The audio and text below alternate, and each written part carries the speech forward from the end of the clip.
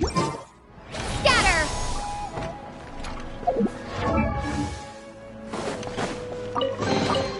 I'll keep this close.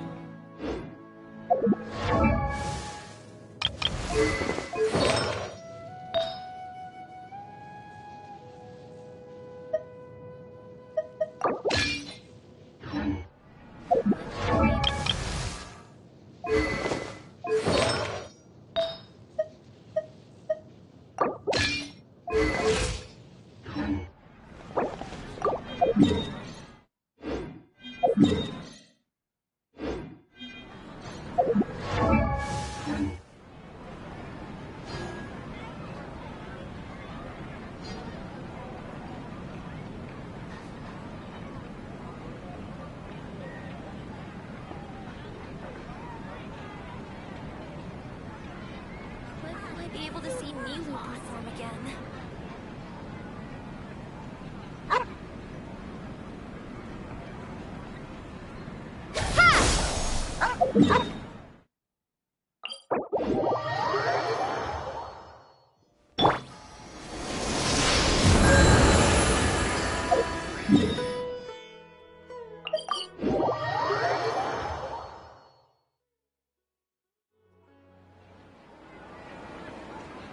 We're still in the same day!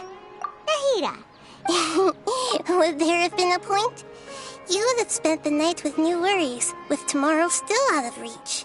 In that case, you might as well rest within that brief moment of hope. An opportunity like that doesn't come by often, and I thought it might help you clear your minds. Paimon thought the Duke did that! Whatever. Guess you were looking out for us after all. Of course. In the time we've been together, you two have been everything to me. Paimon's flattered and everything, but maybe you're taking things a little fast. What I mean is, even though I had asked you to solve this puzzle, you two are still the only ones who can see me and sense my presence. In other words, if you weren't here, I may as well not exist. That's why you two have been everything to me. Get it? Nahida's talking about confusing stuff again. Anyway, that's enough chit-chat. So, Traveler, did the new clues yesterday help you gain a new understanding of the situation?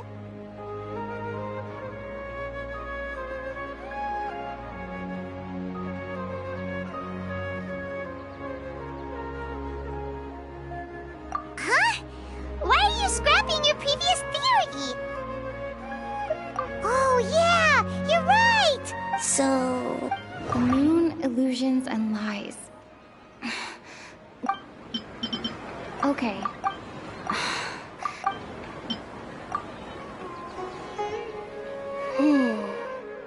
Oh! That's why when we wake, but... muscle memory...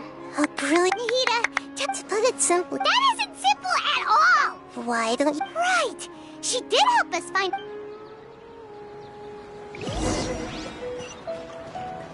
Running late again.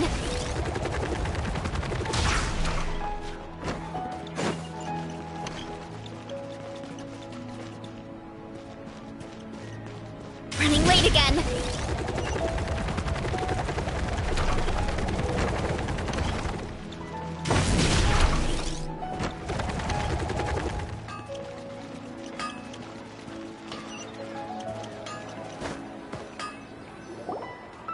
There you are. Really took me a while to find you. As expected, Dia also didn't get hurt today. Get hurt? Why would I? Don't underestimate me. Well, you're still getting used to your new greatsword. Huh. Truth be told, I also think it's pretty strange. It just suddenly felt so familiar in my hands and... wait a second! How did you know I got a new greatsword to begin with? I didn't tell anyone about it. Traveler, could you explain the situation to her today? Paimon's gotten a little sick of oh, that works!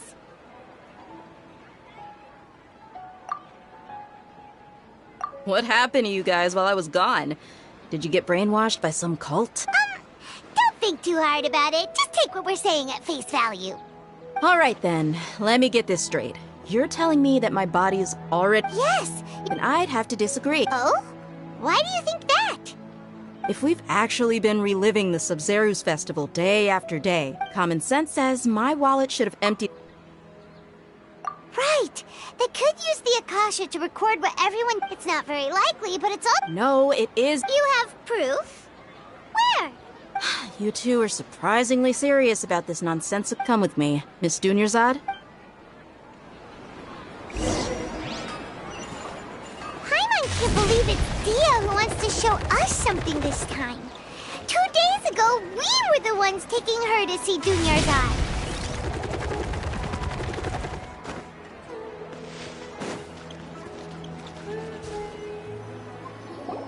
This is it. Huh? This is a wooden training dummy. What about it? See those marks on the dummy? Those are the result of several days' worth of practice. Let's say the sages didn't replace it every day. Shouldn't it be... That's true, but what if they did? Then the sages would have had to reproduce every mark I left during previous training sessions. I'm a professional fighter. My martial school has always emphasized the importance of refined control. The force, angle, and entry point of each strike is calculated and deliberate. That's why I remember every mark on the dummy, as well as my state of mind as I made each strike. It's just as they say, each swordsman has their own unique style, and even the same swordsman can't make the same cut twice. It would be impossible to copy these marks. Is it really impossible? What if they used some fancy machine to carve every single mark? People often say that a camera's photo can never replace an artist's painting because the former has no spirit to it. The same thing applies here. At a mere glance, I can differentiate carved marks from the results of combat training.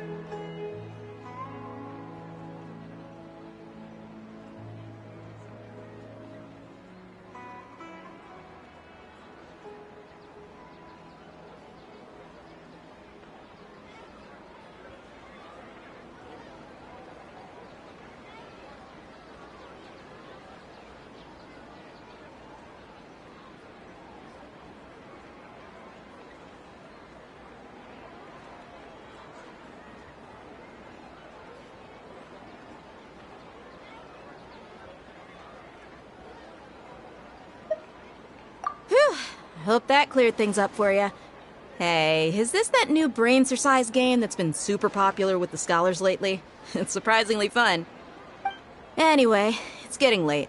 I should escort Miss Dunyarzad to Nilu's stage. See you later. Well, back to square one. Is our memory deletion theory also wrong? But at least we've reached some other conclusions in the meantime.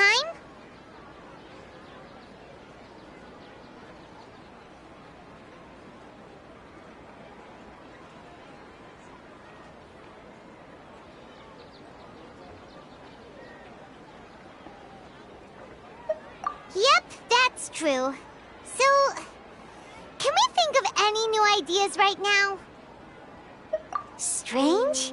Paimon feels like everything's been strange lately.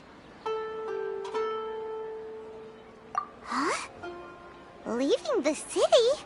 You're right! It's really strange how we never thought of such a simple solution! Many things should become clear if we can confirm the flow of time outside of the city. Paimon can't believe it! Did we miss this because we're tunnel visioning too hard on our other theories? Or because we're just too tired?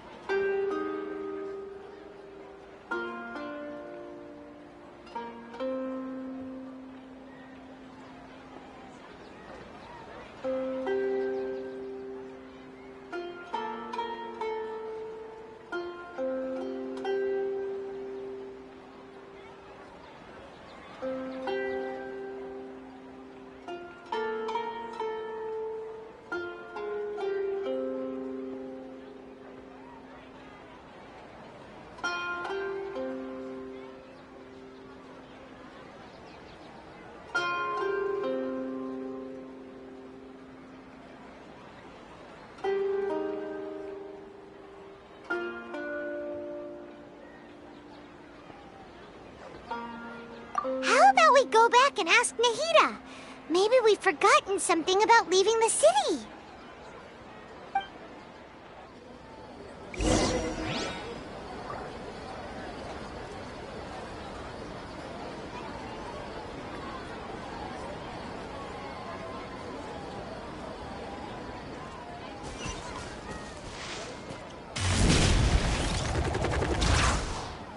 Running late again.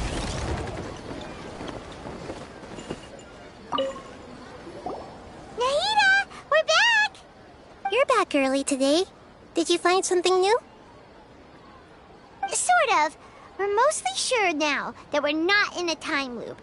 And we also aren't in the real world. But at the same time, we have a new question.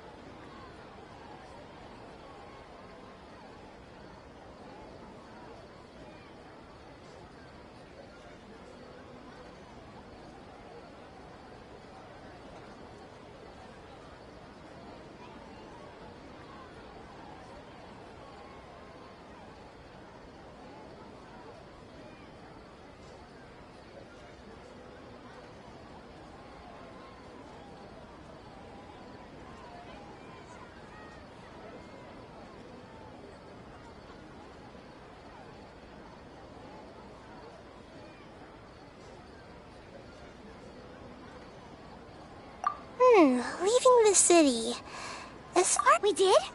But we don't remember anything. What happened after we talked about those plans? Let me think. I don't think you ever actually told me what the outcome was. Oh, it's probably more accurate to say that both times you never came back the whole night. But you two sometimes stay out the entire night anyway, so at the time, I didn't think too much about it. It is true that sometimes we lose track of time during our investigations. Before we know it, it'll already be the next day. But still, neither of us remember anything about leaving town. Really? That's kinda strange. In theory, I should have already awakened all your memories.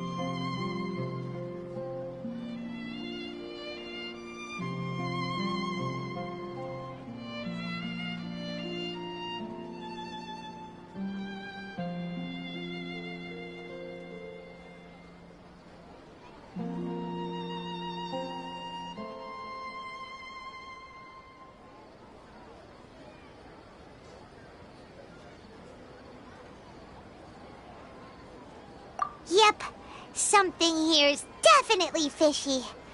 Let's get to the bottom of this tomorrow.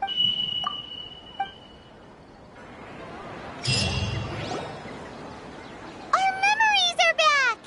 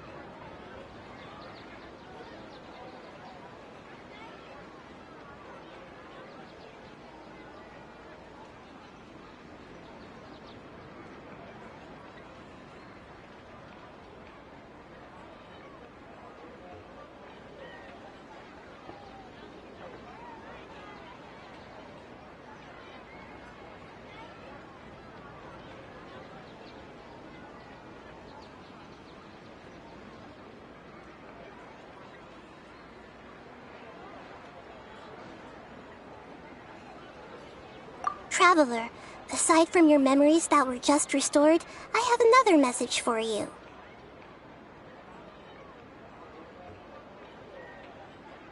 Listen to it and you'll understand. Can't go back. There are countless spaces here. Our Sub-Zero's festival in Sumeru City is just one of them. Traveler, you should be missing 2 days worth of memories. Paimon will fill you in. It's time to carry out our plan from yesterday. Okay.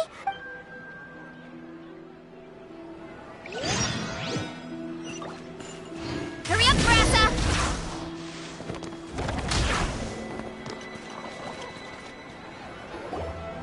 Why can't we leave the city? What is the academia up to now? Don't ask me. It's not like I can tell you anything. This is a direct order from the Grand Sage. Just wait until tomorrow. I have a real emergency. My goods have already arrived at Port Ormos. If I don't hurry, they'll be stolen. That's your problem. Make sure you make a request in advance next time.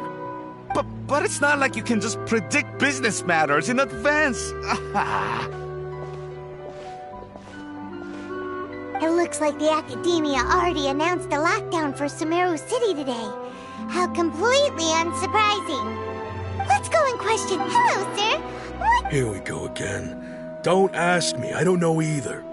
We just received an order that no one is allowed to enter or exit Sumeru today. They didn't tell us anything else.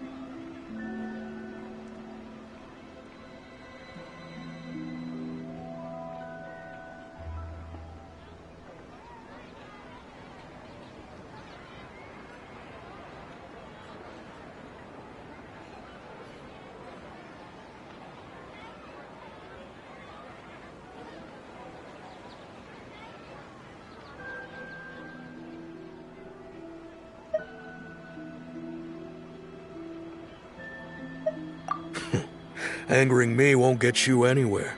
If I had that kind of insider info, I would have left this stupid post long ago. It looks like he really doesn't know. If we can't get anything out of him, let's take matters into our own hands. Why don't we climb over the walls? Those guards can't be everywhere at once. This is a good spot. And the... Huh? Why? Are you going to leave Paimon behind? But what if things get really weird out there and you get into some trouble? Then Paimon won't be able to help you. Oh, Paimon knows that Paimon can't do much, but we've always... Okay. Paimon will wait for you. Promise Paimon that you'll come back as soon as possible. Just a quick look. And please, be careful.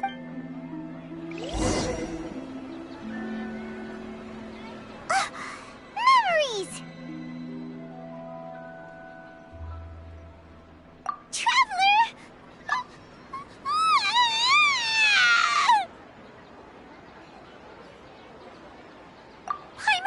Paimon would never see you again! You just disappeared! Paimon waited for you for hours and hours at the city wall and you never came back! You promised Paimon that you were only... Paimon, calm down. She's here now. I don't think she understood what you were saying. Paimon doesn't care! Paimon wanted to go look for you, but you also said that Paimon should stay! Paimon was so worried and so scared the entire day!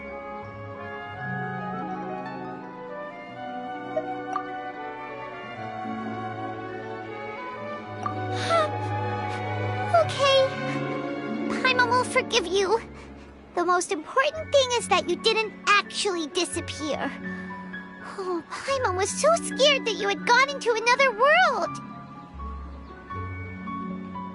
Okay, Paimon, can you tell us your perspective of what really happened yesterday? I see. Using two people's different perspectives. After that, you left the city. Paimon kept her eyes on you the whole time, but then you disappeared in an instant.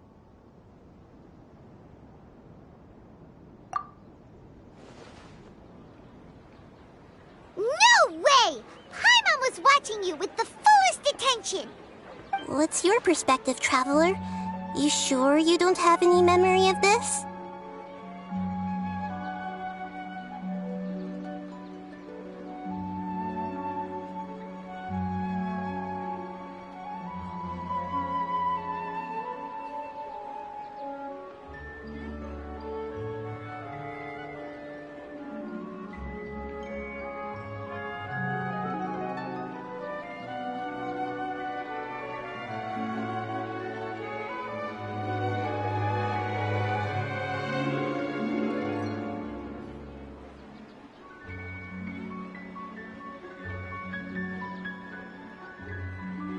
I guess that explains everything.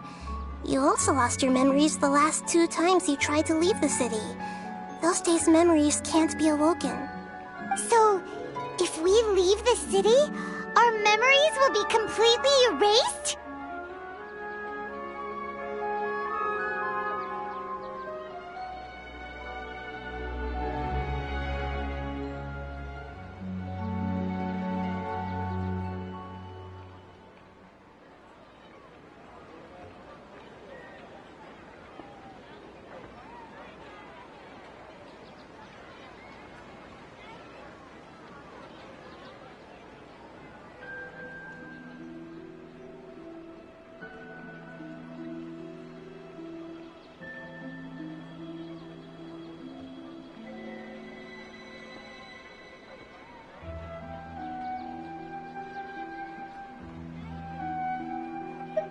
It really sounds like something big outside of the city is being hidden on purpose.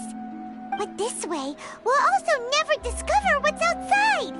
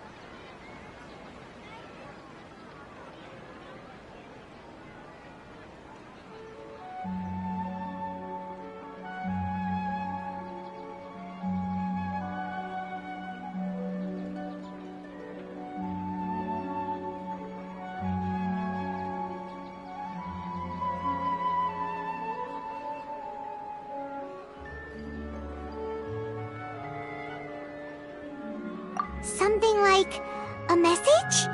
But how can we send it back? Don't look at me like that. I'm not used to being stared at. Well... Okay. You want something that can pass on messages, right? Give me some time and take care of Dunyar's out for me. Yep! Now we're talking!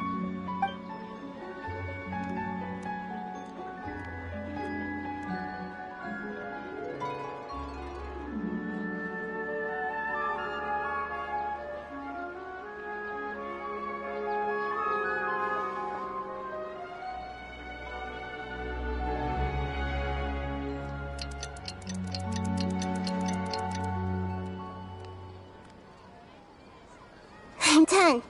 Here you go. What? Isn't this just an Akasha terminal? I made some little changes. Akasha terminals are already capable of sending messages. I just tweaked it so that it could connect to any node. To make something like this? Nahida, you really know the Akasha like the back of your hand. Anyway, we can use this now to record a message, right? Yep. I'll help you save the messages. It should be pretty easy to use. I just can't guarantee the user's status and signal coverage when they're outside the city. We'll never know until we try. At least we're taking the initiative now.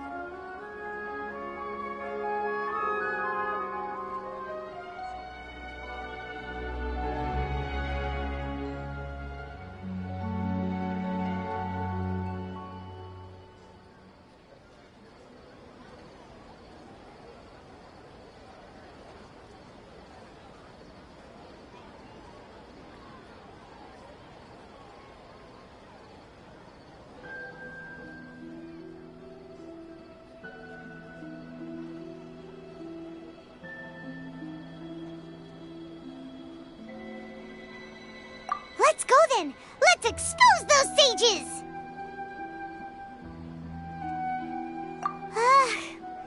Alright, okay.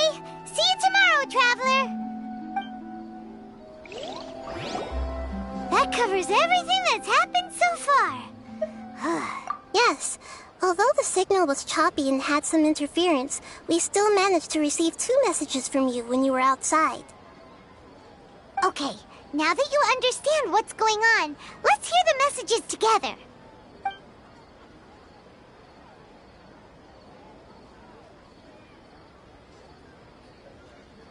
Can't go back. There are countless spaces here. Our Sub-Zero's festival in Sumeru City is just one of them. I've entered another space. Before me are flowing sandstone and howling fish. Impossible and surreal sights. All these spaces are empty, except for the occasional ones that contain mute puppets rather than people.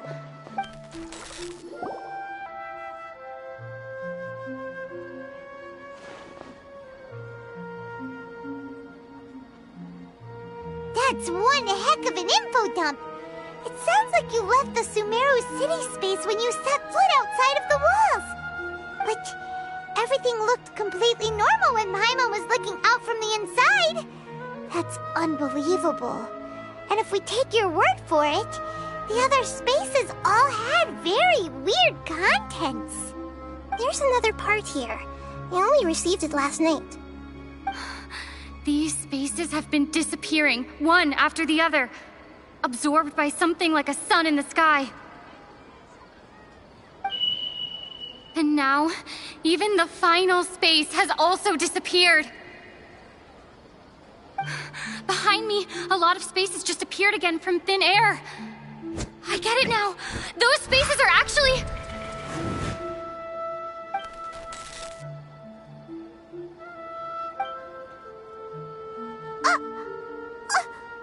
Why did the message end right there? What did the Traveler want to say? What are those spaces? Probably because yesterday just happened to end at that moment. Oh, right. Paimon did hear a beep from the Akasha. Did it come from here or from the message? The message. It should have come from the Traveler's Akasha terminal. After the beep, Traveler said even the final space has also disappeared. Traveler, what do you think that final space could have been? All the bizarre... Was that my impression? Oh, so that's what it is!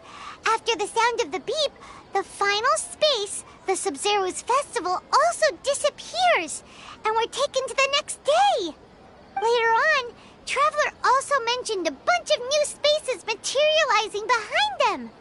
Do lots of new spaces appear every day? Paimon's head is spinning. Just what are these spaces anyhow? Well, consider this. For all the horrors of the Archon War, at its heart, it was just a game where a bunch of gods fought over 7 seats. So no matter how strange or spooky things may look on the surface, maybe all they point to in the end is a small and simple secret. Wow, the Archon War, huh? That's an analogy and a half.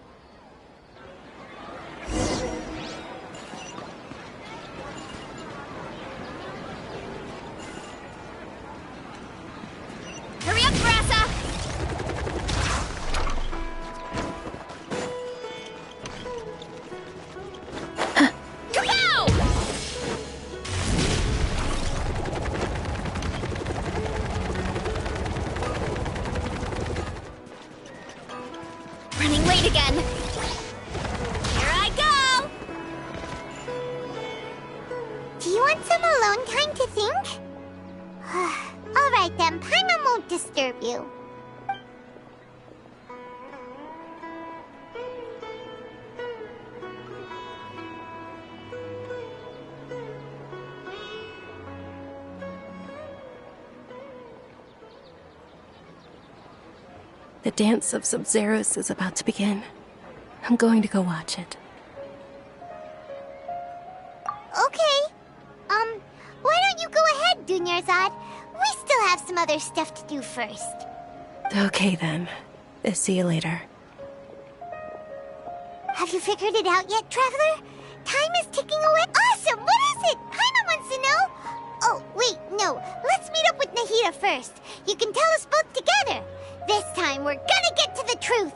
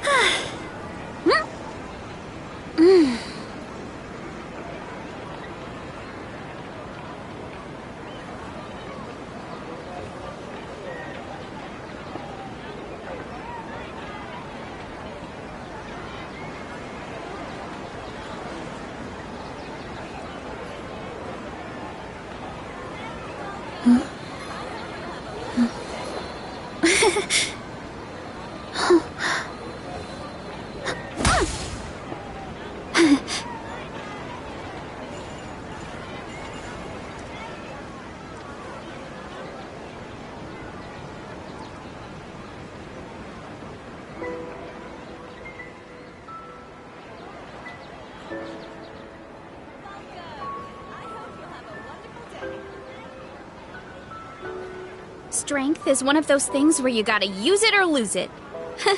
So, wanna train with me sometime?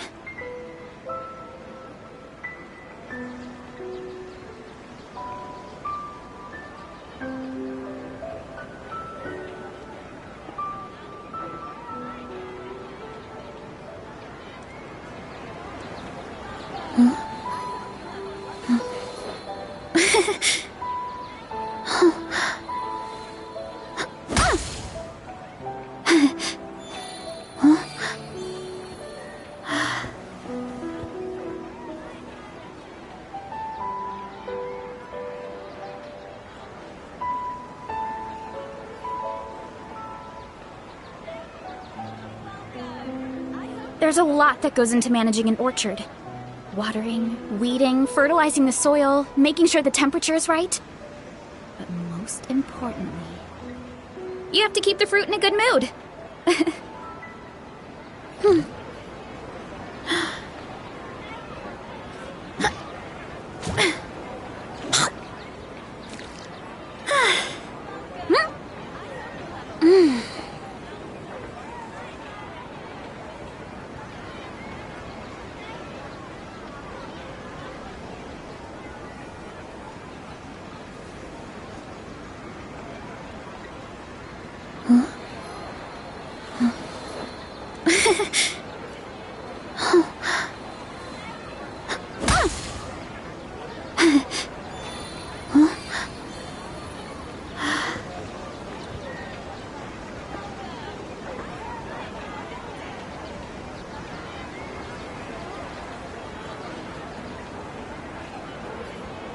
My parents always say, no matter how busy life gets, you should always sit down and enjoy a proper meal when you get hungry.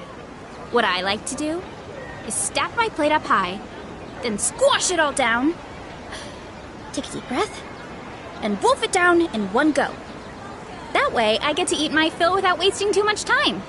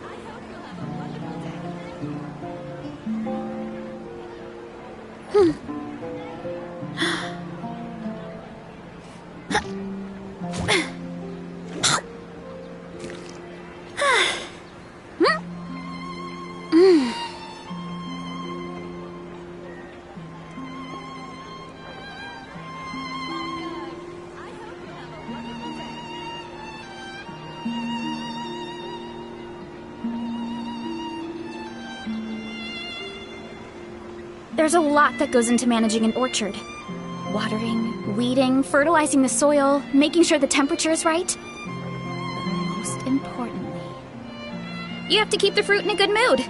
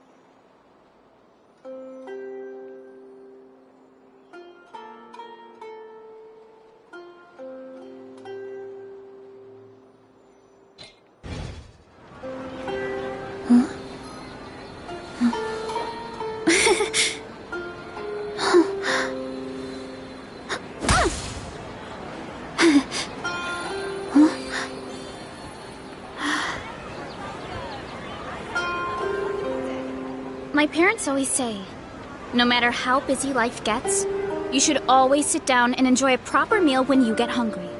What I like to do is stack my plate up high, then squash it all down, take a deep breath, and wolf it down in one go. That way, I get to eat my fill without wasting too much time.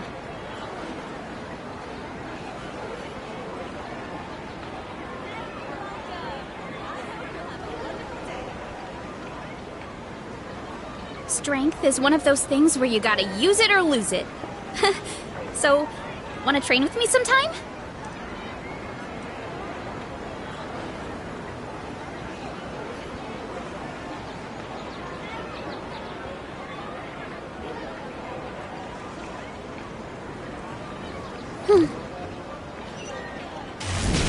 Gotta steer clear of other people.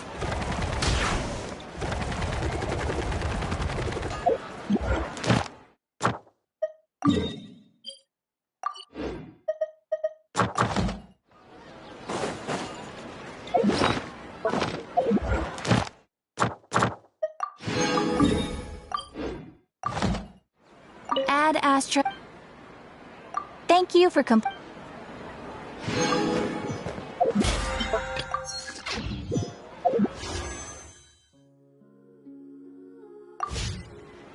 Time to roll!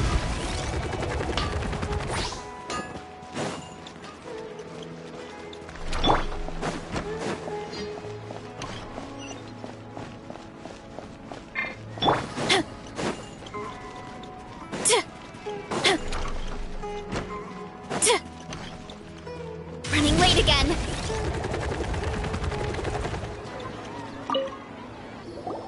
You're back! I've been waiting forever for you two. Judging by the looks on your faces, are you ready to take your Sub-Zero's exam and graduate from the festival?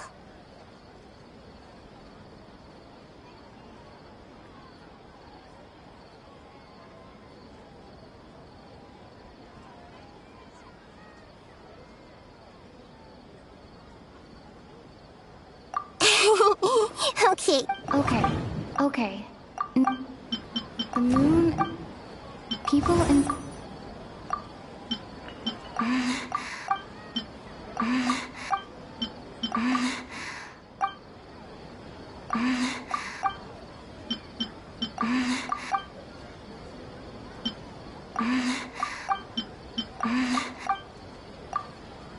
all the big... Those spaces... We are... People in Sumeru think they don't dream, but the truth is the Akasha steals their dreams without them knowing it. And those spaces with no human presence are stolen dreams without their host. That would explain why they sounded so weird when she was trying to describe them. Huh. So people in Sumeru do dream after all. In fact, we're all in one big dream together right now. Correct answer. Now, how did you conclude that the Akasha is capable of this?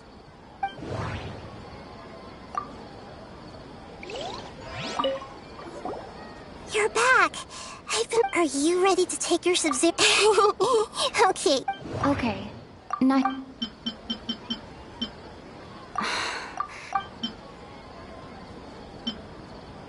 People in Sumeru think they don't dream, and those space... Huh. So correct answer. Now, how did you conclude that the Akasha It compiles the... It is the man... Oh, okay. But is stealing everyone's dreams really how the Akasha compiles... Dreams are fantastical, complex, and full of imagination. People's brains are the most active when they're dreaming. In other words, dreams are rich bundles of human wisdom. So, in other words, the complete opposite of how Hypatia understood it. Paimon remembers her saying that the sages think dreams are foolish delusions, and the fact that no one dreams is a blessing from Greater Lord Rukkhadevata. So it was all a dirty trick? The real story is that the sages from the academia are using the Akasha to steal people's dreams for their own use, huh?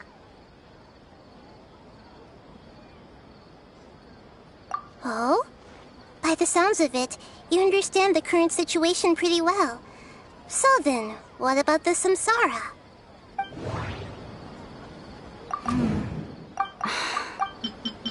Grand Sage... Those dreams...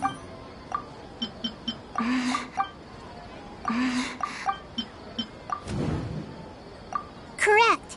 The Akasha is keeping each person's brain in a constant dream state, but also separating their consciousness from their own dream. Their disembodied consciousness is placed inside the collective dream of the Sub-Zero's festival along with everyone else's, while their now vacant dreams are harvested by the Akasha. No one is any the wiser as another day passes in the dream, and so begins another samsara cycle. People wake up to yet another dream about the Sub-Zero's festival. The dreams that belong to them are once again harvested by the Akasha, and so it continues. So, this is like a dream factory, and the Akasha is a dream harvesting machine. Did Paimon get that analogy right? Very good, Paimon. Using analogies well is an excellent habit to get into. Okay, so that beep we keep hearing is actually from our real-life Akasha terminals. Taking off our terminals in this dream doesn't do anything. Alright, last question. Who am I? They say that alchemical So you noticed. I thought that one would be the hardest question. That's why I put it last. That wasn't hard at all. Even Paimon guessed that. Everything about you is different. We just didn't want to expose you is all. Now that you mention it, Nahida, you've been hinting to us since the very beginning. It's funny, thinking back to when we were asking all over the place for info about Lesser Lord Kusanali. Yes, those can wait until we're back in real life. On the other hand, I'd be happy to answer any more questions. Deceiving the people after we end the Sub-Zero's How can the sage... In the end, I'm just the moon. The real sun is long gone. A sun and a moon? Oh, we're out of time. I'll tell you how to break free of the samsara tomorrow.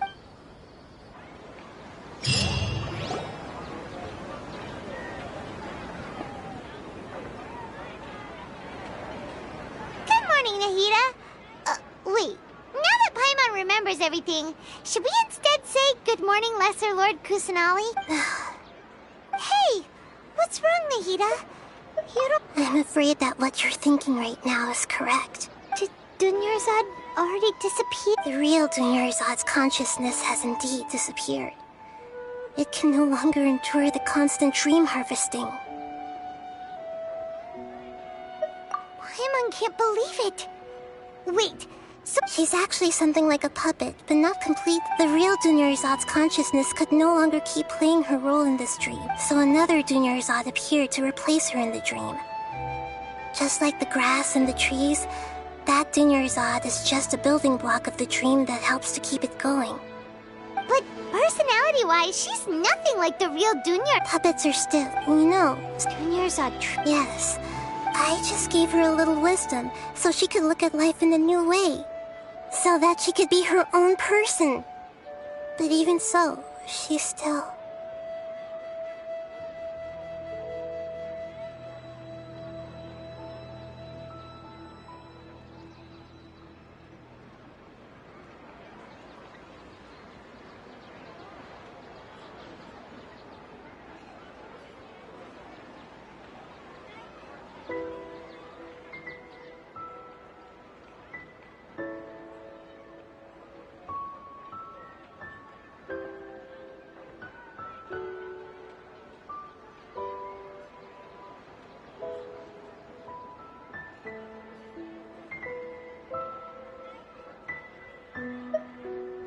Far from it. I'm still a long way off from being a real Archon. I couldn't even save her. I were a competent Archon, I wouldn't have let my most faithful follower die at the Sabzerus festival with so many regrets. Please don't beat yourself up over it, Nahida. It's the sage's fault, and theirs alone. I'm not beating myself up. All I did was to rationally observe the distance between myself and a real Archon. Don't be like that, Nahida. Even real Archons are still allowed to be sad. To prevent more tragedies like this, we must end the Samsara as soon as possible. Great, but how do we do that? Although the Sabzerus festival dream is under the Akasha's control, only humans can dream. Even the Akasha is unable to create them. That means this dream belongs to a host who created it. Huh? So, how should we find that person? Well, if this is someone's dream, then everything here must come from deep within their consciousness. Which means, with the power of imagination, they can change anything in this dream. Imagination? What do you mean by that? Imagination means breaking through what you perceive as normal.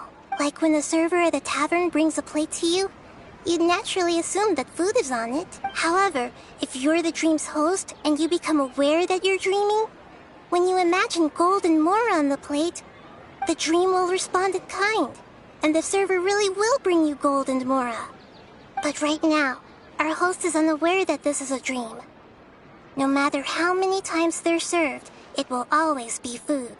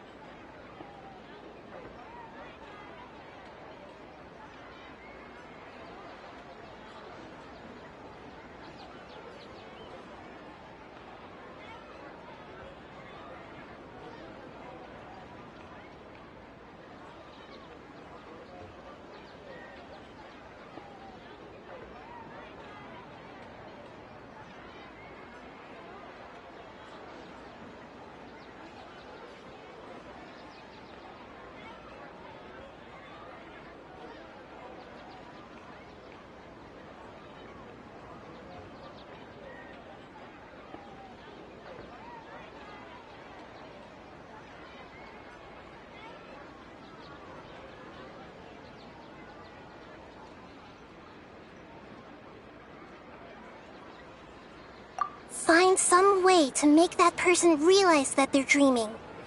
Usually, once that happens, the person will wake up and the dream samsara will be broken. How are we going to find them, though? If it could be anyone, it'd be like looking for a needle in a haystack. And even if we did find them, how are we supposed to make them realize they're dreaming? After all, like you said, don't wake a sleepwalker. It's extremely difficult, yes. But the only ones who can do it are you two. Remember, everything you've achieved up to this point has all been for the sake of finding the host and ending the samsara. As for me, during this time, I'll be out of town. Out of town? Are you going to that place full of dreams where the traveler went? Yes. I want to try something. There must still be a small wisp of possibility. Hurry and go. Dreams are supposed to be fantastical, romantic, and full of pleasant surprises. Unnecessary things like this samsara need to end. Paimon's still a little upset that we've come this far only for Dunyarzad to... She was such a good person, with such a simple wish. But fate was against her.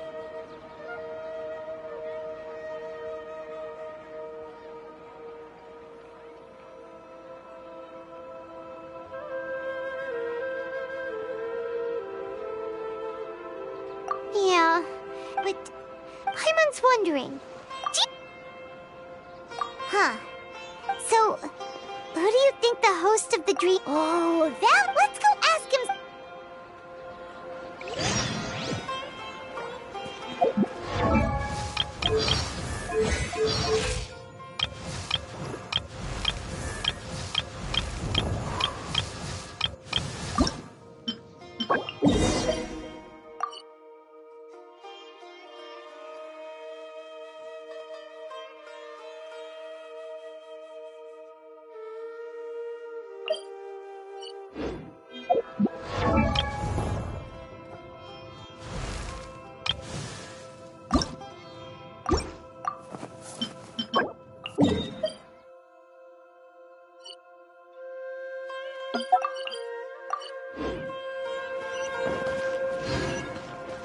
Running late again.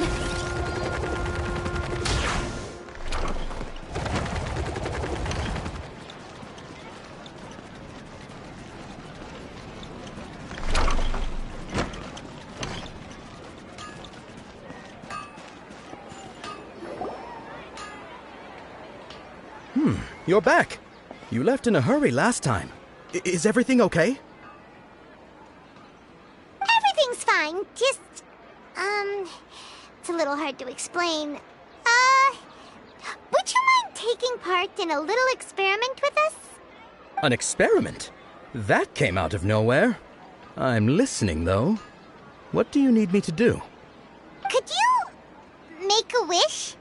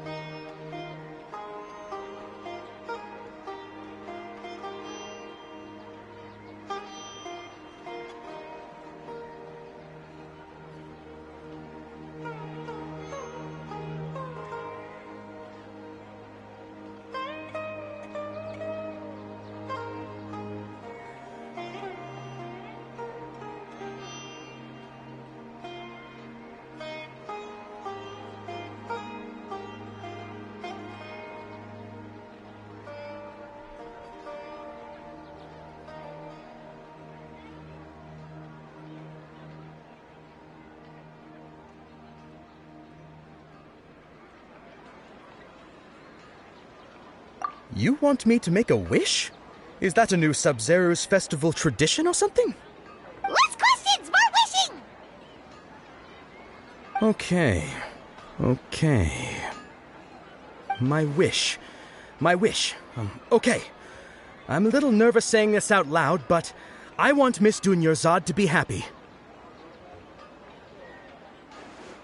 Oh. I noticed earlier that she looked a bit down, and she wasn't really talking to anyone. She just doesn't seem like herself. She's always so gentle and kind, and all the kids love her. I've also wondered if the reason she asked me to be Fairest Knight of Flowers is because I'm special to her, or something. So, you have a crush on Dunyarzad? Oh, is it that obvious? After what I just said, I guess it is. When she placed the hat of the Knight of Flowers onto my head, she said to me, I want everyone to have a happy Sub-Zero's festival. What she didn't realize was that I'm not that interested in how everyone else feels. In that moment, I just wanted to be her Knight of Flowers for the rest of my life. 50 years? 100 years? I'll serve her till the end of time.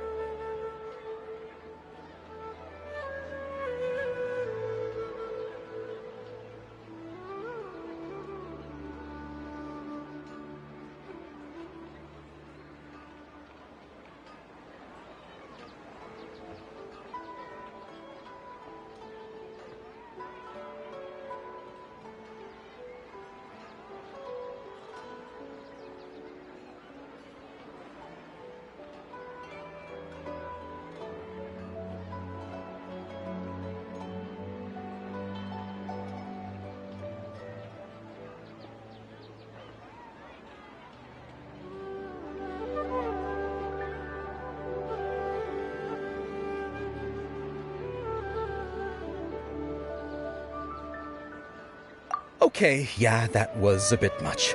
Felt like the right moment to get it off my chest, but that was pretty embarrassing. Okay, I'm ready to make my wish. I would like Miss Dunyarzad to appear in front of me right now with a smile on her face.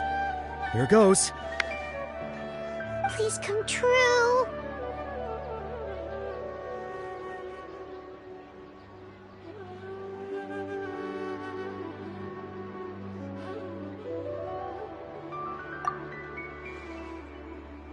I'm gonna open my eyes.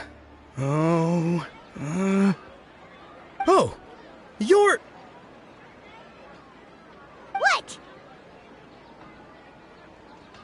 Fucky?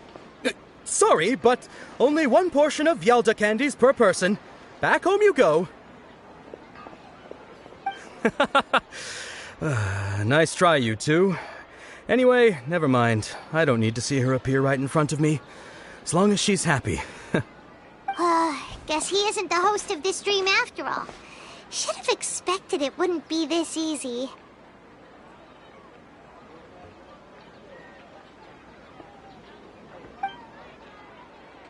It seems like everyone who knows Dunyarzad loves her. But none of them has any idea that she...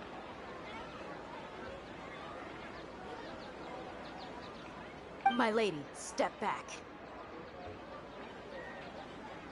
That sounds like Tia! Oh, right. This is when Dunyarzad bumps into the kidnappers.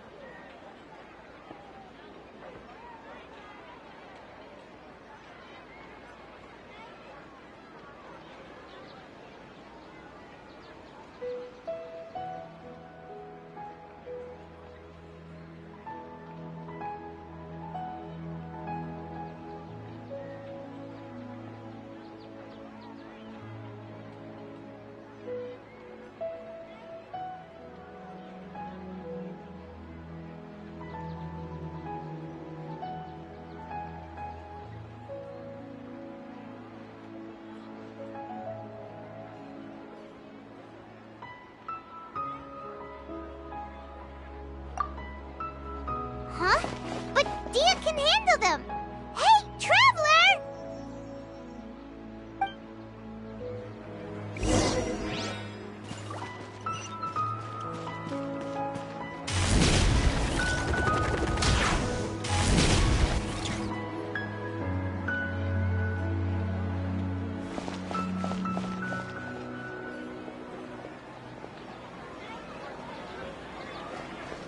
Oh, it's you. Great timing. Please take... Hey, this is my job. The homie Yannis pay me, not you. You...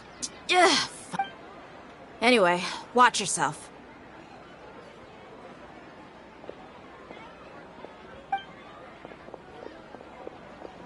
So you got yourself some backup. That's enough. Feeling lucky today? Scatter! Where do you think you're... Hurry up, Brassa! It's justice o'clock! Up!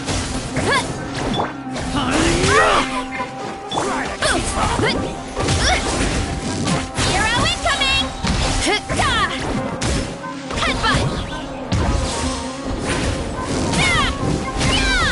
Zero incoming!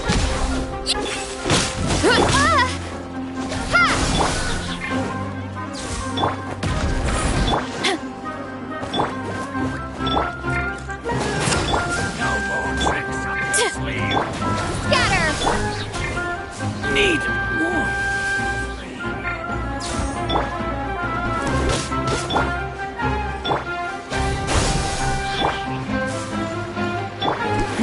Give up.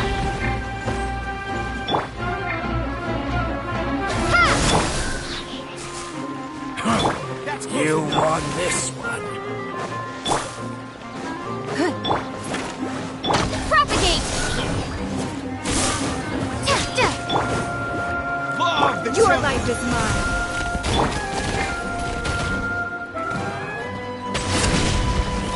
You want to stand down! Hi!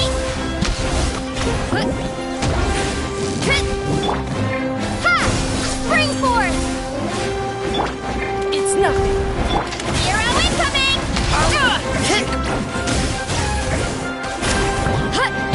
You're toast!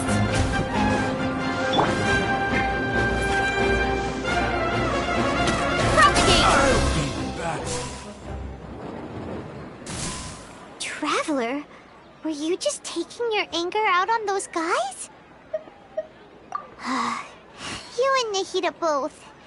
Dunyarzad... Oh, and speaking of her, Paimon just remembered something.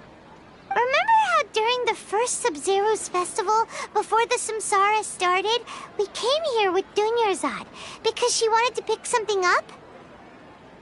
She said it was because she had forgotten something.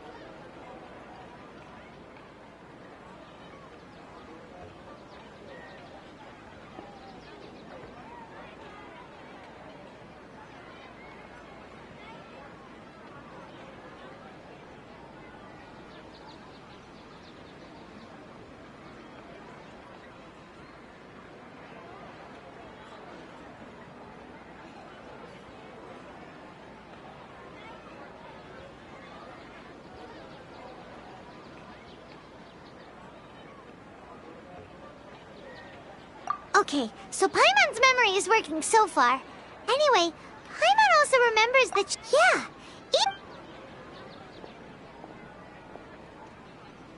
this is the place! It's rude to enter other people's spaces without permission, but desperate times call for desperate measures! Hey, the windows are unlocked! Okay, Paimon's gonna take a peek inside.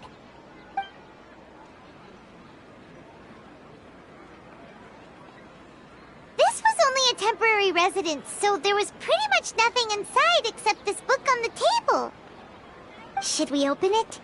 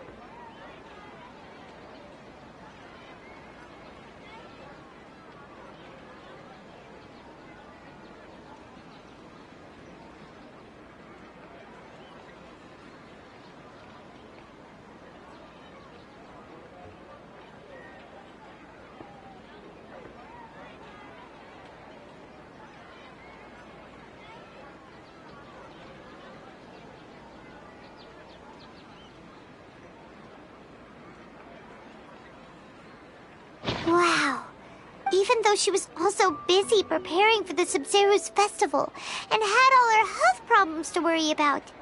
She must have wanted to give this to us as a gift on the day of the Sub-Zero's festival, right?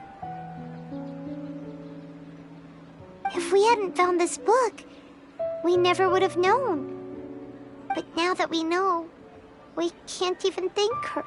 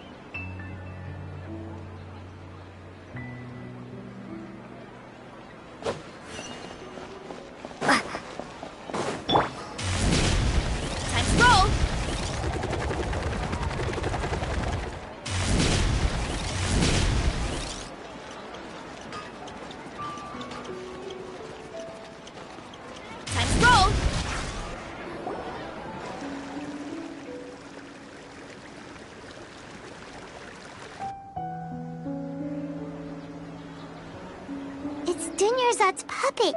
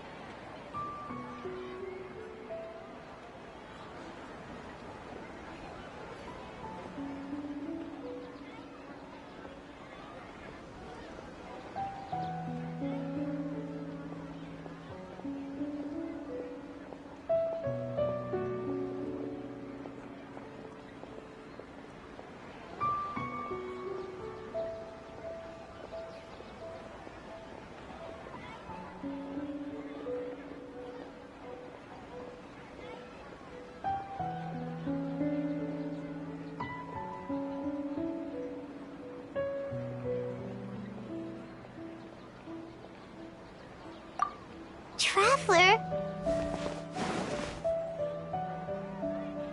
You must be exhausted. Come to think of it, we've been stuck in this place for a really long time. Heck, even the last time we were chatting happily with Dunyarzad feels like an eternity ago.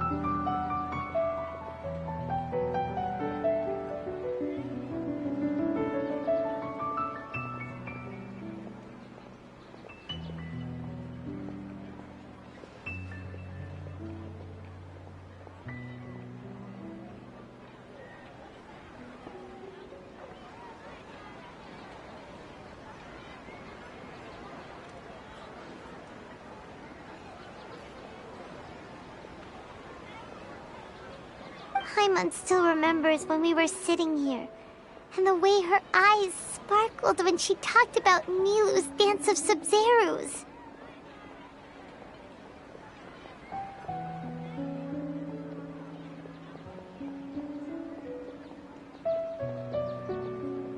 There will always be frustrations in life, but I know that the point of living is not to leave behind any regrets.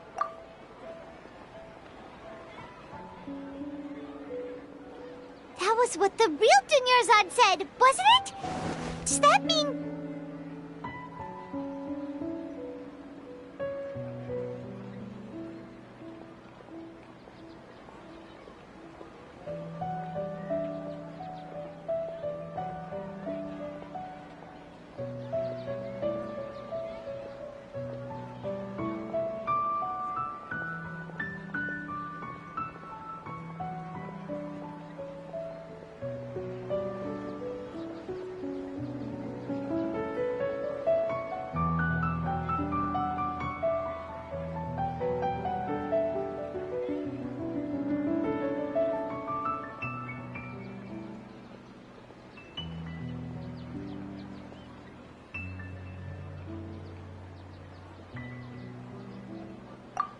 Yes, Traveler. What is it? Oh, so she's still just a puppet. But just now, how come... What? Where are we going this time?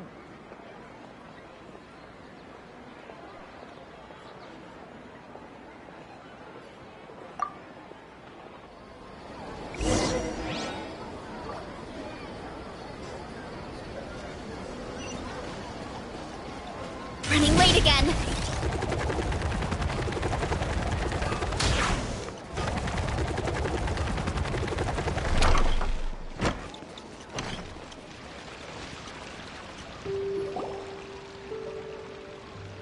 If you continue to resist, we will have to order an investigation into every single event organizer. The Grand Sage has already granted you much leniency. I advise that you exercise tact. Oh.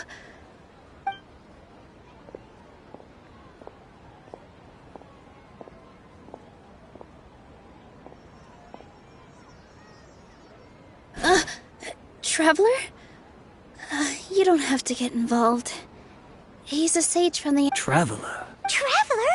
What the heck are you doing? If you get arrested by the Academia, that's another day gone to waste!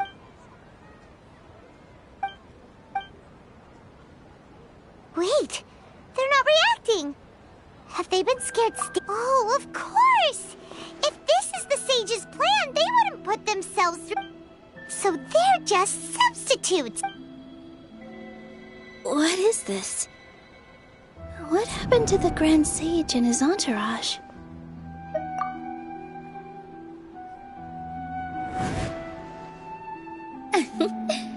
Like I said, they symbolize the goddess of flowers. It's just a shame that all the real Bodhisattvas went extinct after her death. Yes. The Greater Lord brought forth new Bodhisattvas in memory of the goddess of flowers. But she ultimately could never truly replicate that beautiful shade of purple.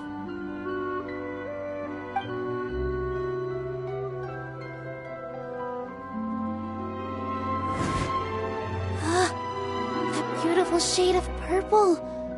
Aren't these flowers real Bodhisattvas? Just like the ones from the legend? I didn't even notice. Dunyarzad, did you find these? But didn't you just say all the real flowers went extinct after the goddess of flowers passed away? So, how? Yeah. What's going on here?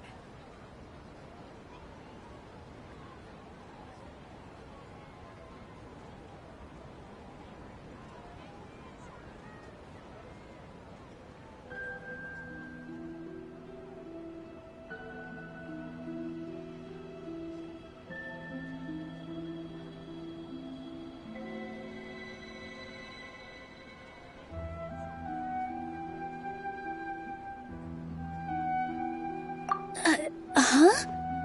You guys are Hey!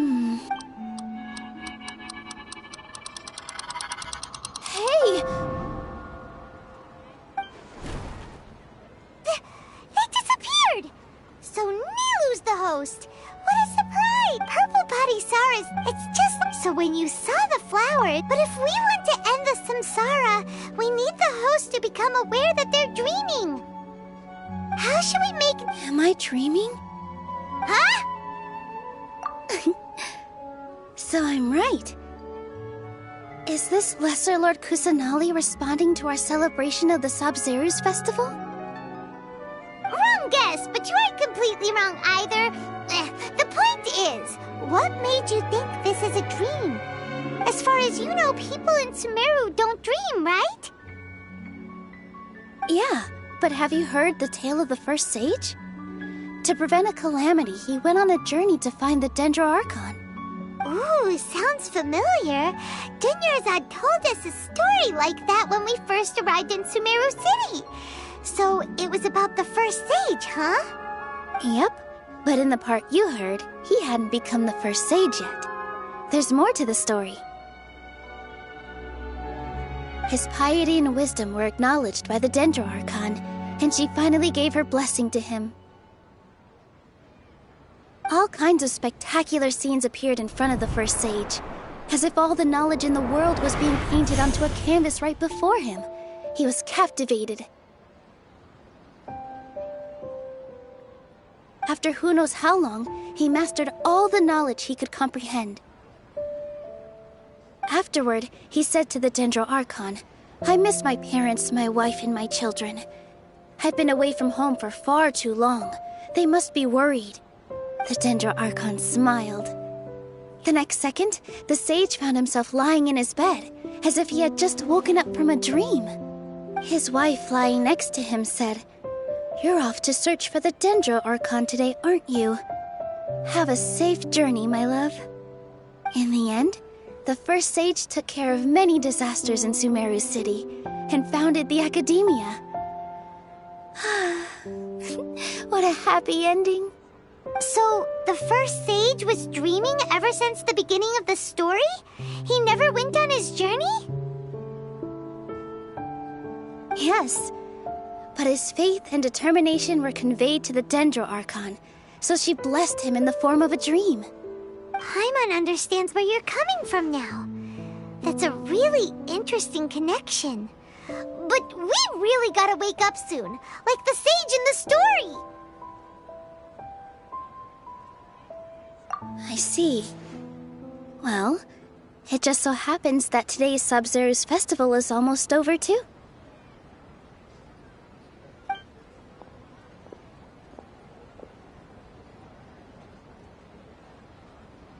Since we're in a dream, let's make this final dance of Sabzeruz as beautiful as we can.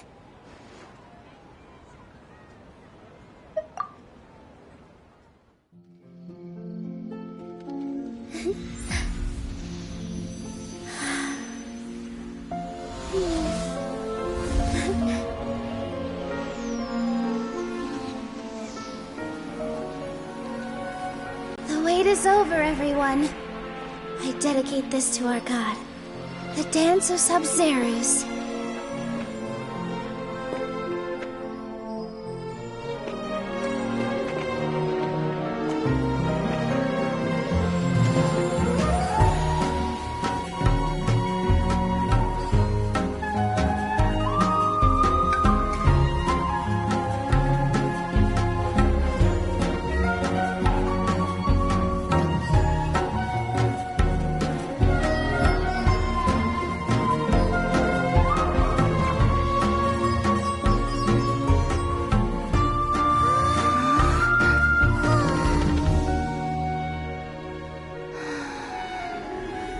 I'd be lying if I said I had no regrets.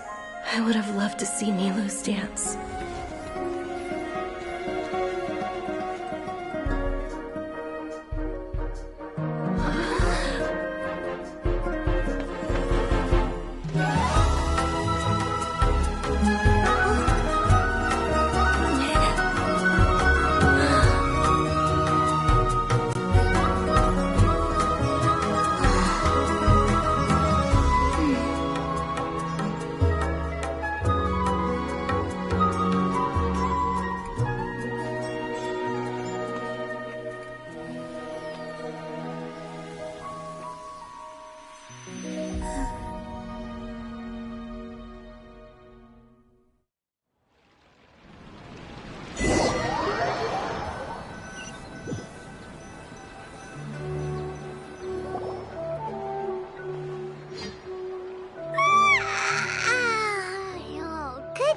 Traveler.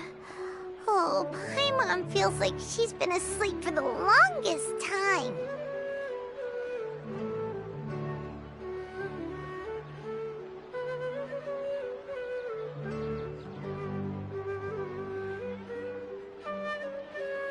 Paimon's head. Paimon thinks the Sub-Zero's best. Have we finally escaped from the Sub? Quick! Take off your Akasha terminal!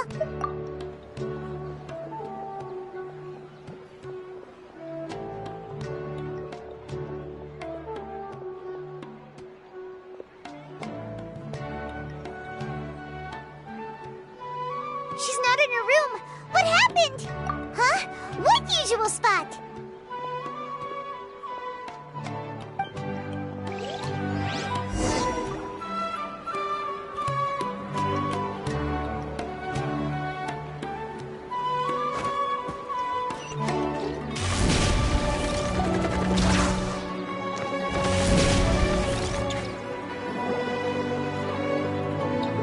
Well done, Traveler and Paimon.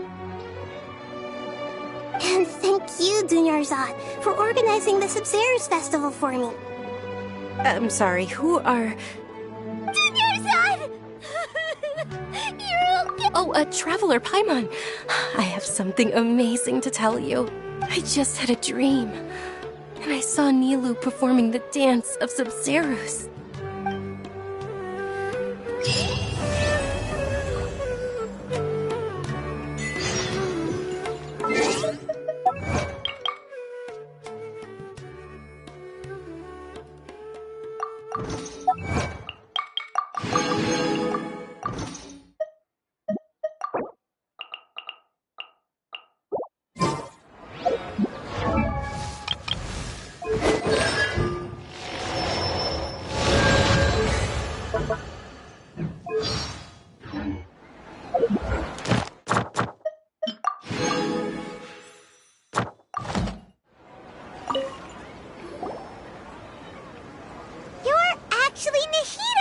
You. Paimon felt like Catherine was acting weird when we met at the Sub-Zero's festival, and... Dunyarzad, did you save her? It's a really long story. We shouldn't disturb her. Her consciousness is still weakened. Let's chat some more.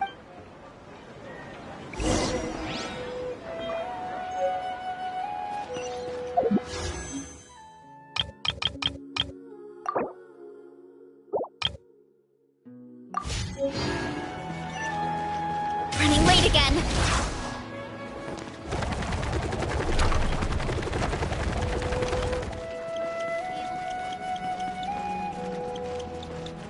Let's roll.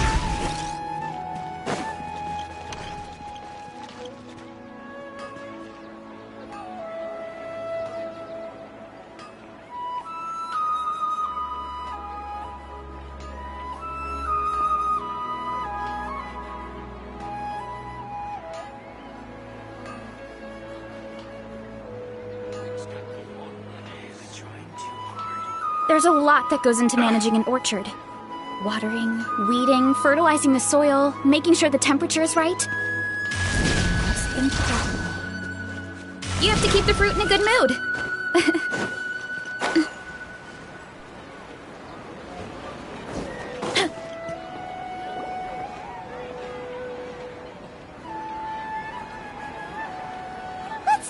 with Dunyarzad first. It's such a relief that she's alright. After we parted on the last day of the Sub-Zero's festival, I left the city and saw what the traveler had described. Among the countless dreams, I found one that was growing fainter and fainter. This proved my suspicion.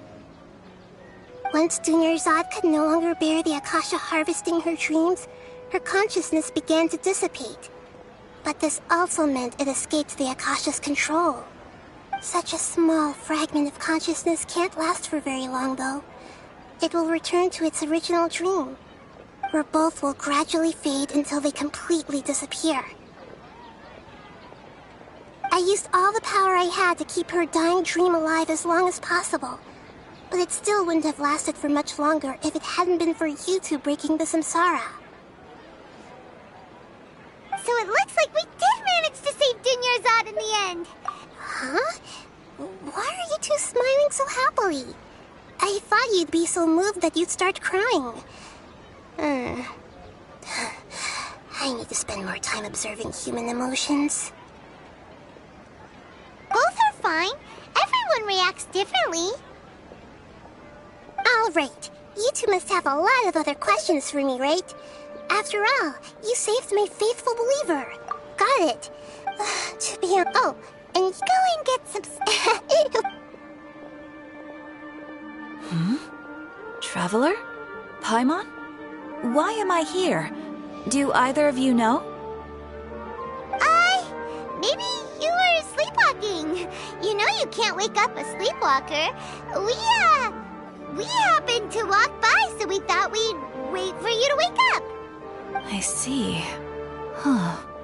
I should visit my maintenance personnel sometime. Oh, I'm fine. I better go. Thank you.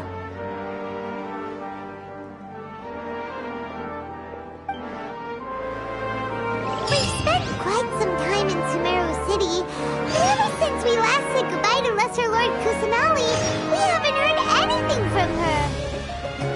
Oh, we can't just keep waiting around like this. Let's go find Catherine and pick up some work so we can at least keep ourselves busy.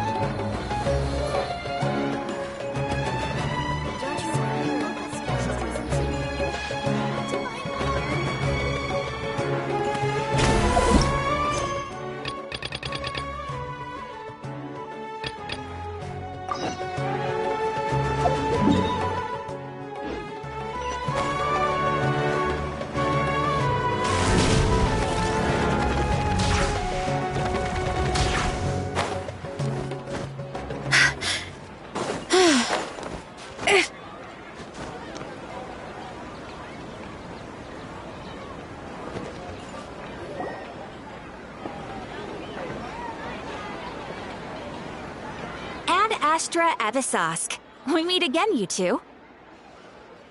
Hi, Catherine. Do you have any commissions for us today? Commissions, huh? Let me think. Oh, how about this? Wait, say what now? And if possible, please also use your camera to capture the reaction of the audience upon finishing the poem. Huh? What kind of commission is that?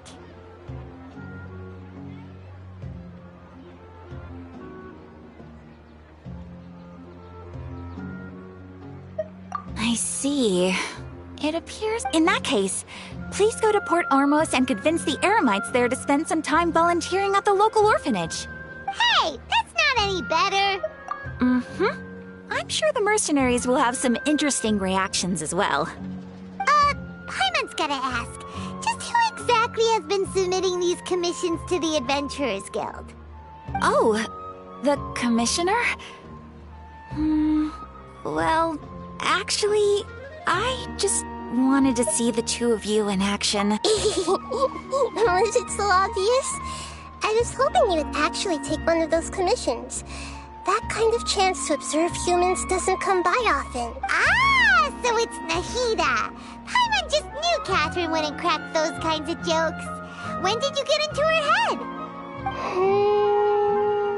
From when she said, Ad Astra Avisask. So it's been you this whole time? Are you done resting up, Nahida? Yes. I've been sleeping ever since we parted ways. And I even had a really... It was another dream. In my dream, I also got to sit... You know, Nahida, maybe your dream is how the Sub-Zero's festival really should be. It's meant to be a joyous time where everyone gets together to celebrate your birthday.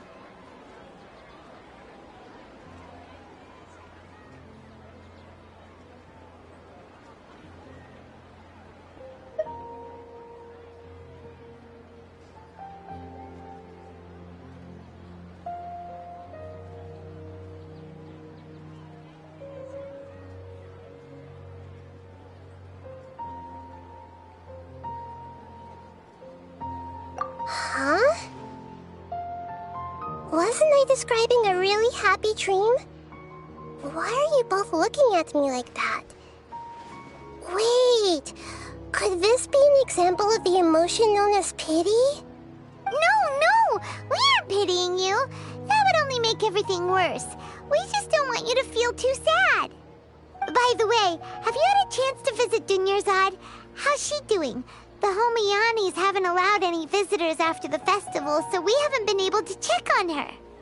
Yes, I paid her a visit right after I woke up. She was resting at the time. Her condition is stabilized.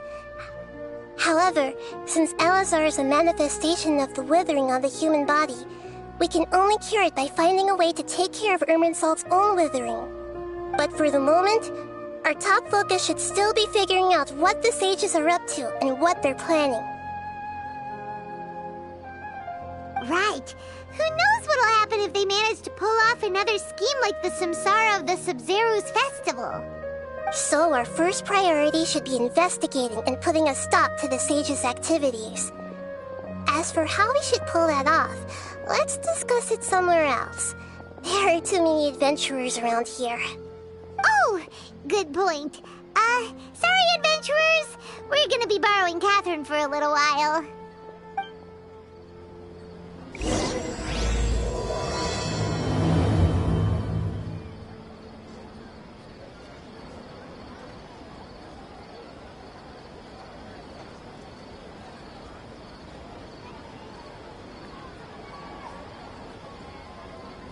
My parents always say, no matter how busy life gets, you should always sit down and enjoy a proper meal when you get hungry.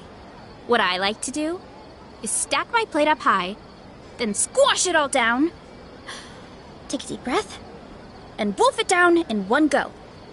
That way, I get to eat...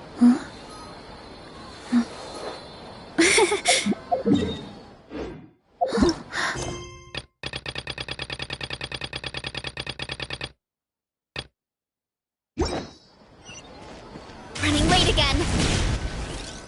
Let's continue our chat here. Okay, so do you have any ideas on how we can investigate the sages, Nahida? Actually, I've already done a little bit of work on that. But for now, I want to hear your thoughts.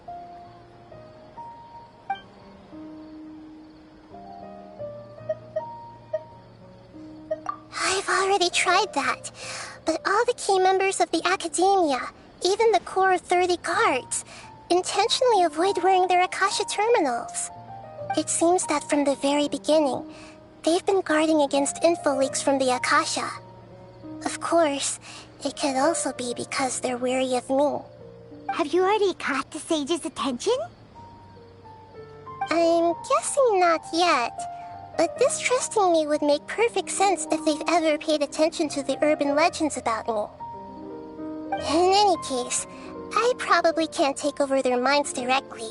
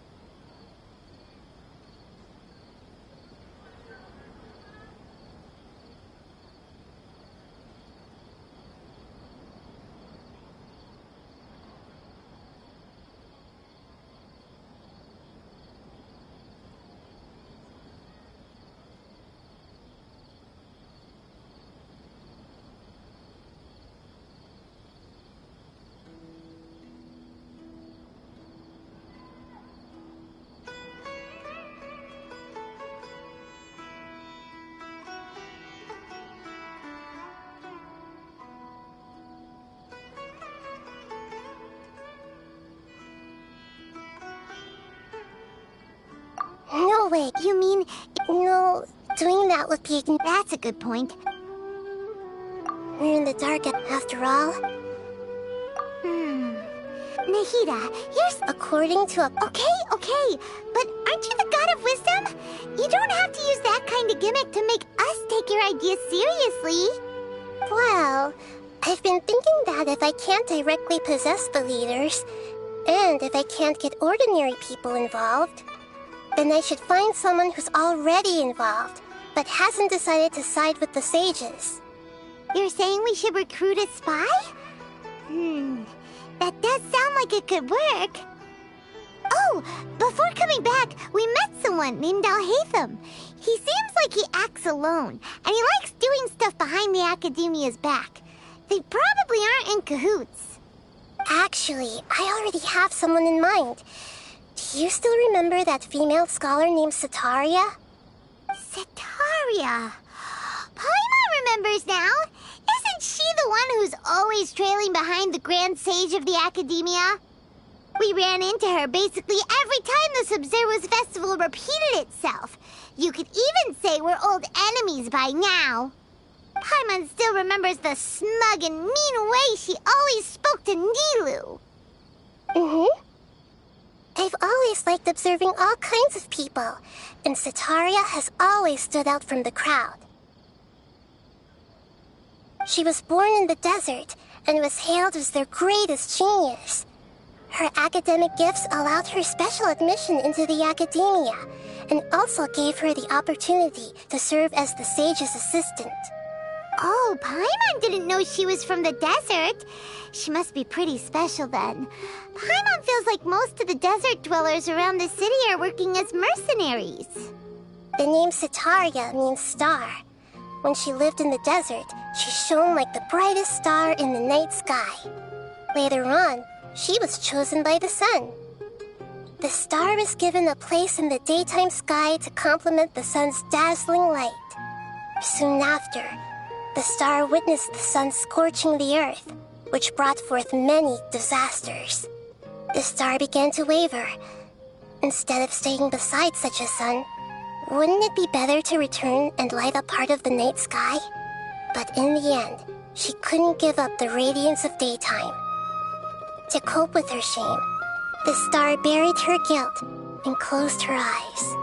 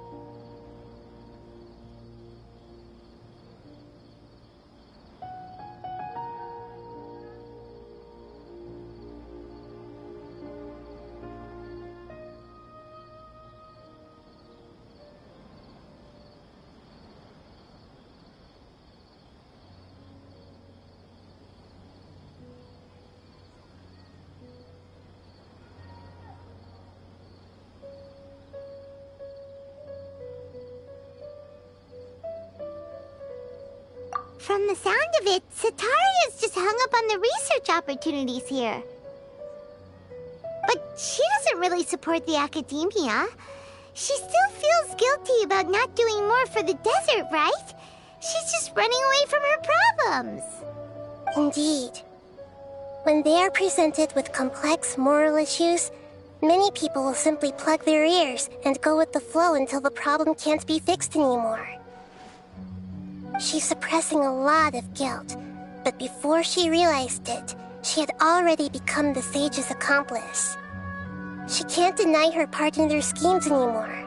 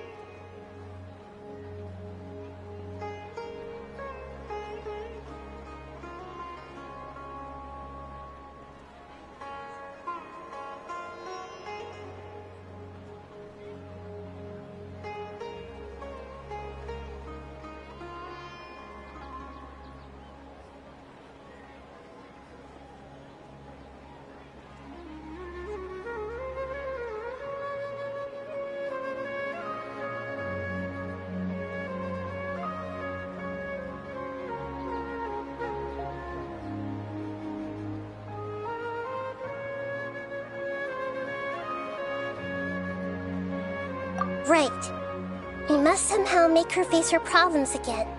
That way, not only can we get useful intel from her, but she can also use it as an opportunity to redeem herself.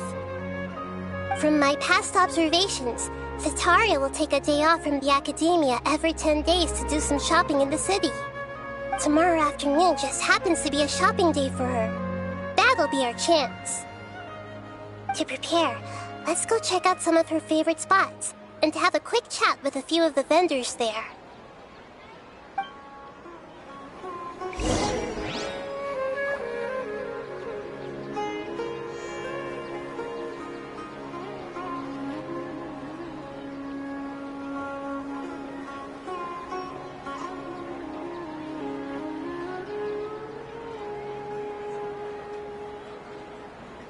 There's a lot that goes into managing an orchard. Watering, weeding, fertilizing the soil, making sure the temperature is right. But most importantly, you have to keep the fruit in a good mood.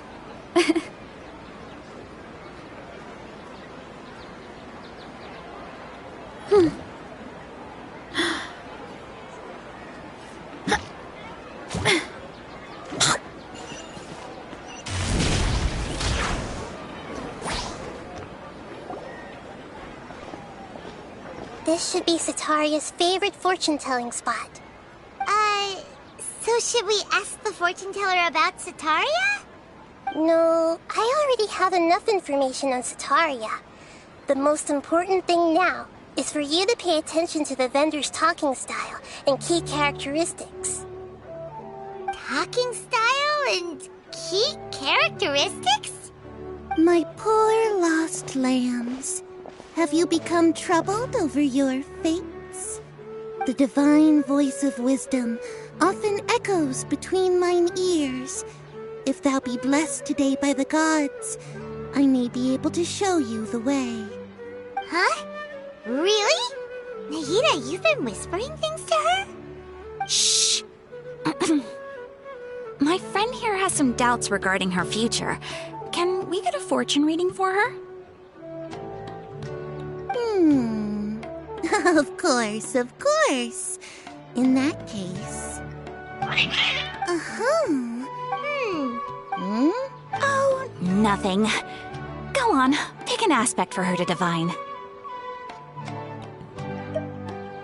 Love prospects? Oh, The god, one who is fated to cross your path, will appear on... Huh? So many people will fall for you. How could that be? Marut, did you two spoil my divination? I've never read a fortune so absurd. Actually, Paimon thinks this is probably the most accurate fortune-telling you've ever done. I admit that the orientation of today's celestial matrix is, suboptimal. As such, there will be no charge. Is that so? Well, that can't be helped. If you were to bring some food offerings for Harut and Marut on your next visit, perhaps they could help you reverse the wheels of fate.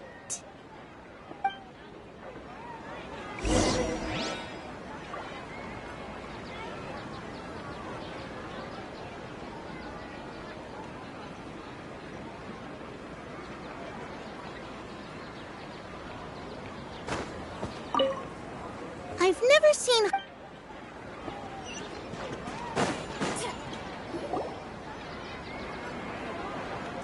Is this another one of Sataria's favorite stalls? Yep. It belongs to a king. His father helped Sataria a lot when she first moved to Samari City, so she still comes by whenever she has time. When I start talking with him, listen carefully to the details of our conversation. Ah, dear customers. Would you like to look at some pottery? We caught wind of your great craftsmanship, so we specifically came to take a look. Oh, I recognize you. Aren't you Miss Catherine from the Adventurers Guild? Sounds like I'm in for some big business. Speaking of, where did you learn this trade? I suppose you could say it all started with my dad. He's a mason by trade, but I picked up an interest in clay while apprenticing for him. After that, I began making pottery by myself in secret, and I simply changed trades when my works turned out well. Although it's a pity that I'm no longer making much use of the knowledge provided to me by the Akasha. That's nice. You're making a living doing something you love. So is your father still working as a mason? Oh no, not anymore. A few years back, he fell from a roof and broke his leg. Since he had already saved enough Mora over all these years, he's just enjoying the retired life in Port Ormos nowadays. I see. We wish him peace and happiness in his retirement. I'll have someone in charge of logistics at the guild come by another day for some goods. We'll leave you to it. Take care now. No problem. Rest easy, all our goods are sure to meet your every need.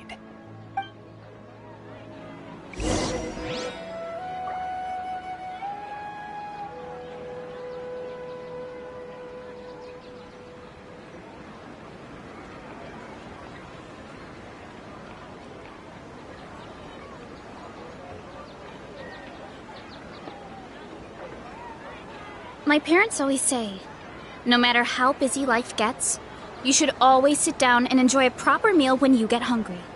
What I like to do is stack my plate up high, then squash it all down, take a deep breath, and wolf it down in one go. That way, I get to eat my fill without wasting too much time.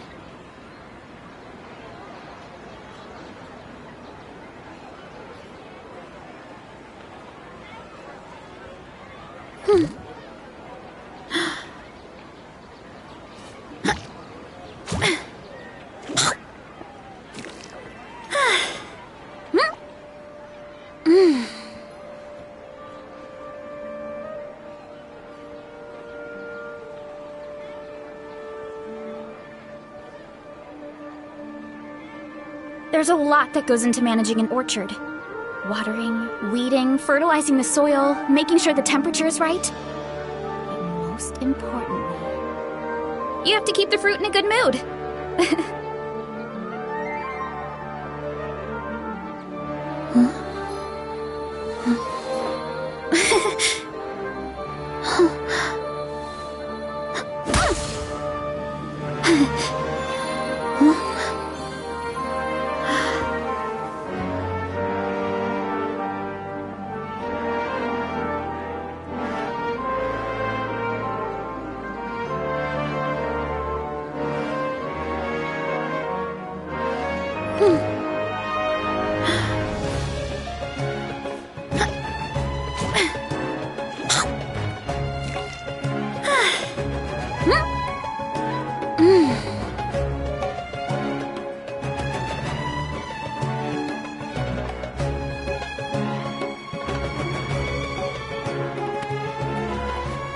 Strength is one of those things where you gotta use it or lose it. So, wanna train with me sometime?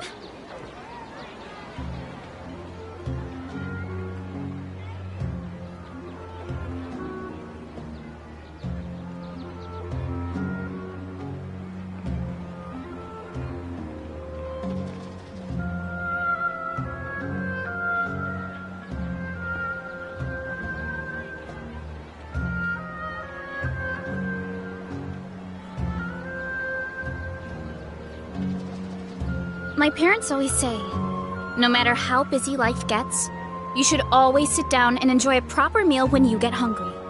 What I like to do is stack my plate up high, then squash it all down, take a deep breath, and wolf it down in one go. That way, I get to eat my fill without wasting too much time.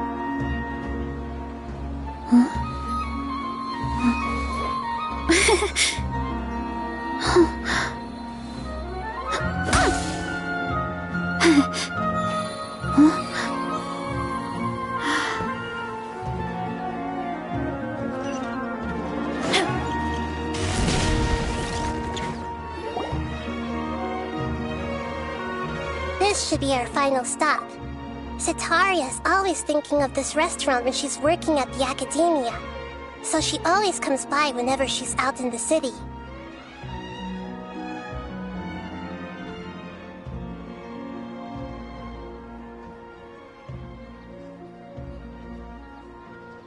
Nahida!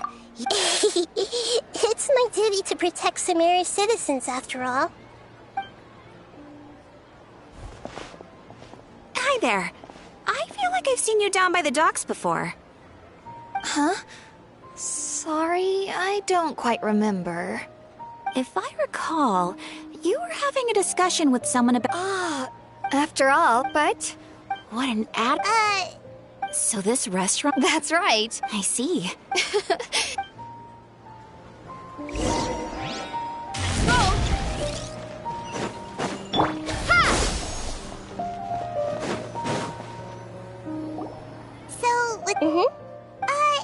Sitaria's already... I remember you meant... Although it's all just a boatload of nonsense, the faith of her home... Oh, Paimon! Although she knows she should return home...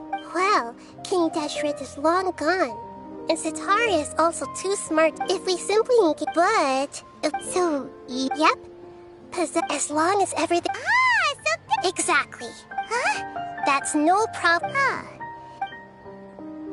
Although I've been observing humans for a while, I've never... You're not wrong. It's if it was... Yeah, don't be... Alright, then let's...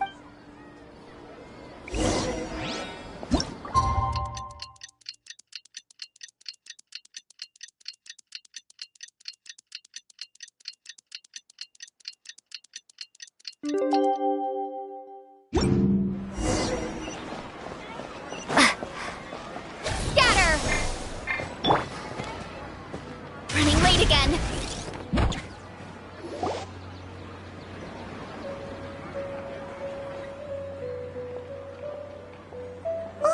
Here she comes! Sataria's here! Let's quietly follow her. Once she starts talking to her acquaintances, we'll find a safe spot to begin possessing them. As for how we'll sway her to our side, I'll leave that to you. I trust you'll know what to say. Paimon's starting to feel kinda nervous. Okay, let's go. Looks like they've already started talking. Let's find a hiding spot and get started.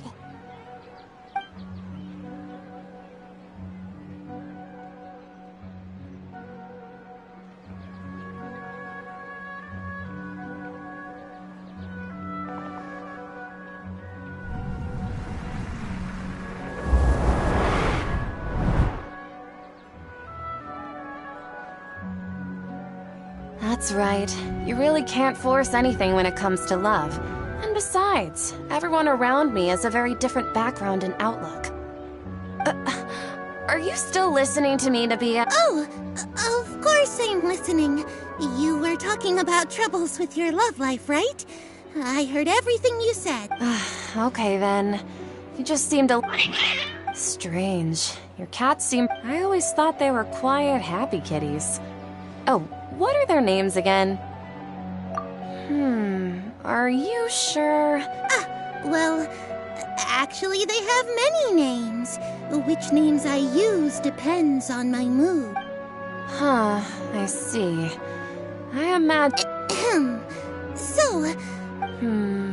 I'd like to get another reading on my love prospects, but to be perfectly honest with you, I feel like I've been a real mess recently.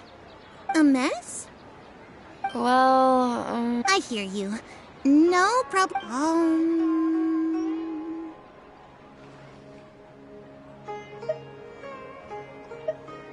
The gods are asking, Sataria, why haven't you gone home? Why haven't I gone home?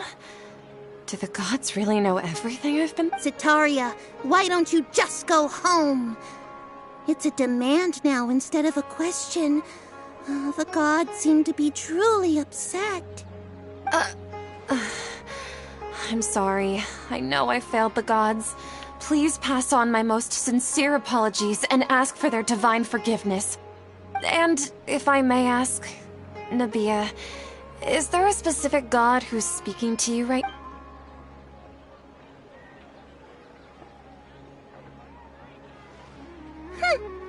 What an inconsiderate and naive question. The god who is speaking to me is, of course, the wisest and mightiest of all, King Deshret. King Deshret? No wonder he would make such demand of me. Wait a second. King Deshret passed away even though news of King Deshret's resurrection has been spreading like wildfire. It's all just a misinformation campaign from the academia. How can King Deshret... What insolence! I am King Deshret's most loyal believer. Do you wish to refute his voice of wisdom? Oh, no. As a child of the desert, I am only reveling in his power upon learning that his divine glory has touched even this city. I will think very carefully about his demand of me. I'm sorry. I must go now.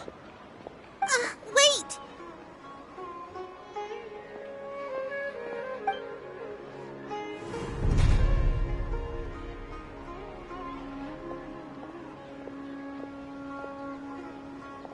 Oh, she just ran off in a hurry.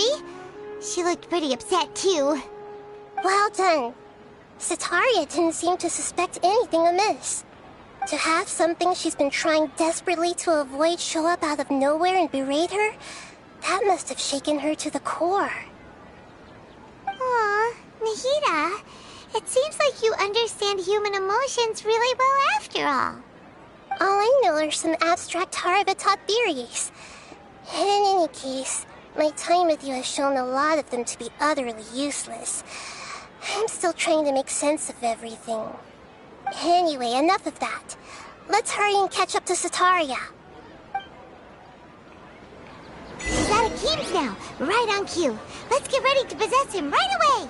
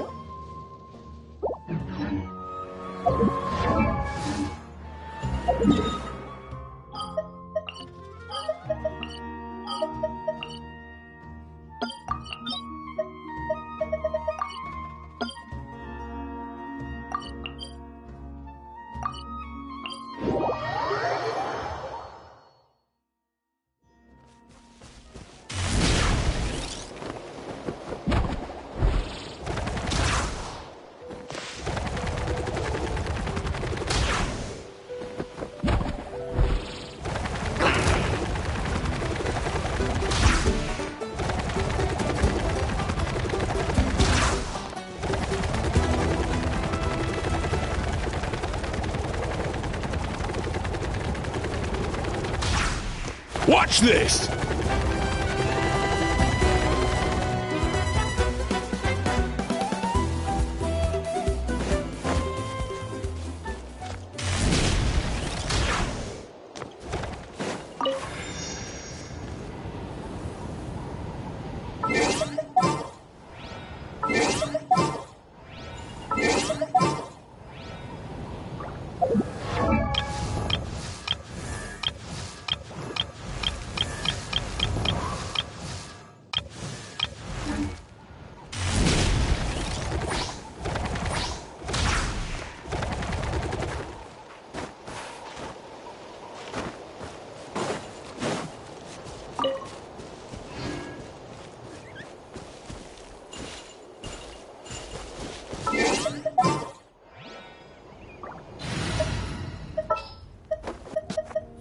Something's come up.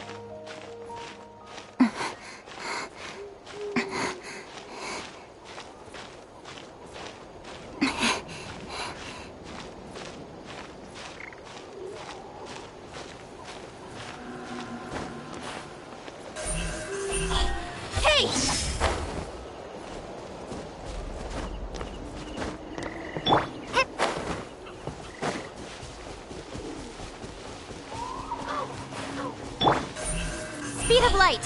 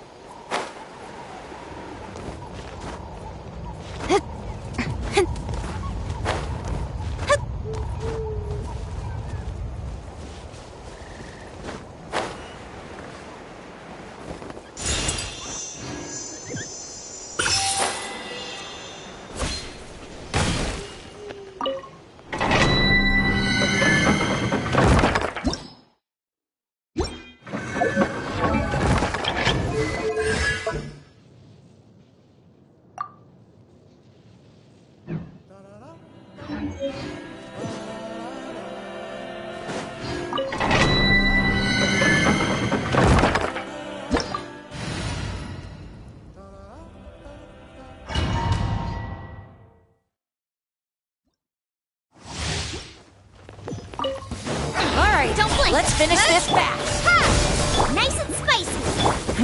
Give up.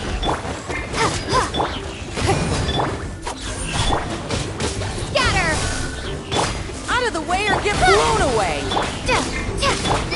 Goba, get them! Speed of light! It's no...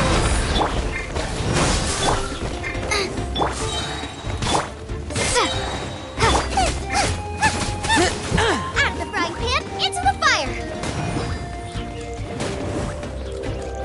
Out of the way or get blown away!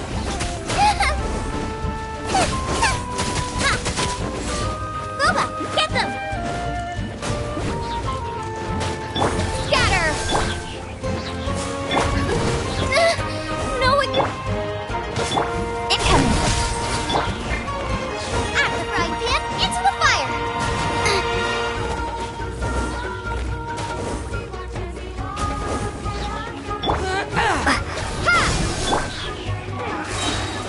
Out of the way or get blown away! Germinate! Don't blink! Cut to the chase! Hey-ya! Nice and spicy! Scatter!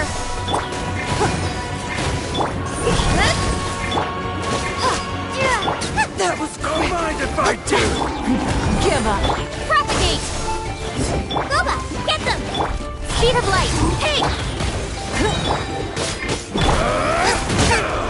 Water!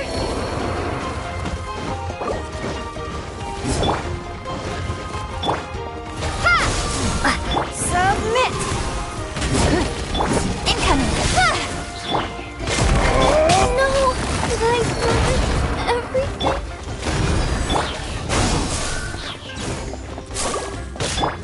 Don't blink!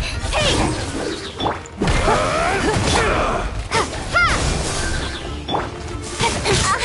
Incoming!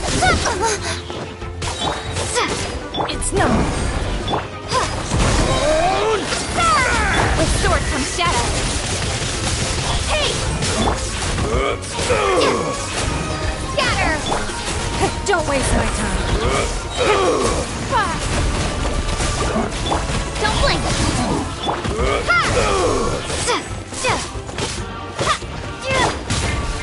It's nothing. Incoming! Propagate!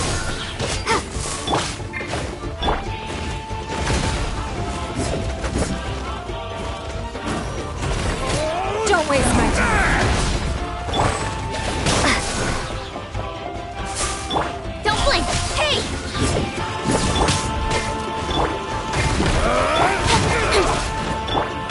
Scatter! Spring forth! Incoming! Cut to the chase! Propagate! Your life is mine.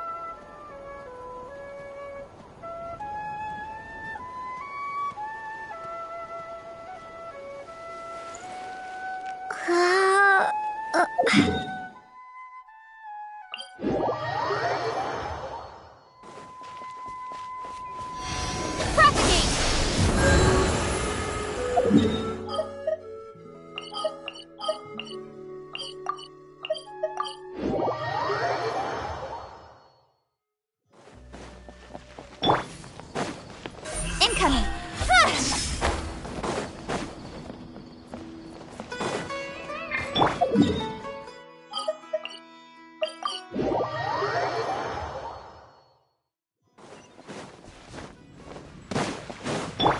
Speed of light! Hey!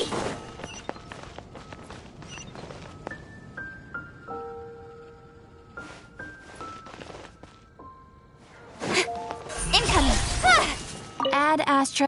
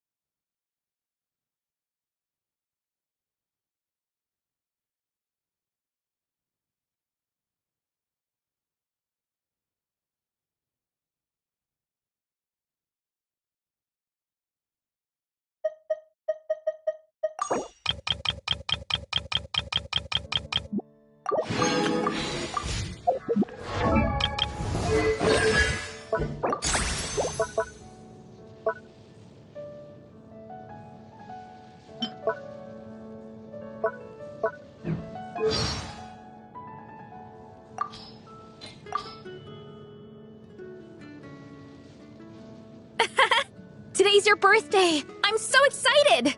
The tradition in our tribe is to get all your friends together and host a bonfire feast in your honor. The birthday person gets to cheers everyone and drink as much as they want! Although, with you being so famous, I guess you'd end up having to down at least 1,000 drinks. Which would be great fun, I'm sure, but probably not the best thing for your liver. And it could get exhausting, too. How about something more low-key instead? Like a private party at my secret campsite.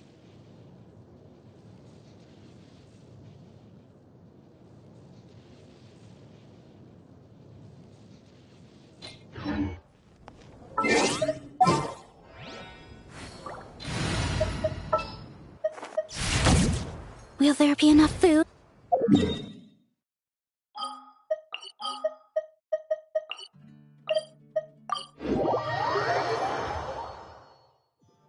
Running late again.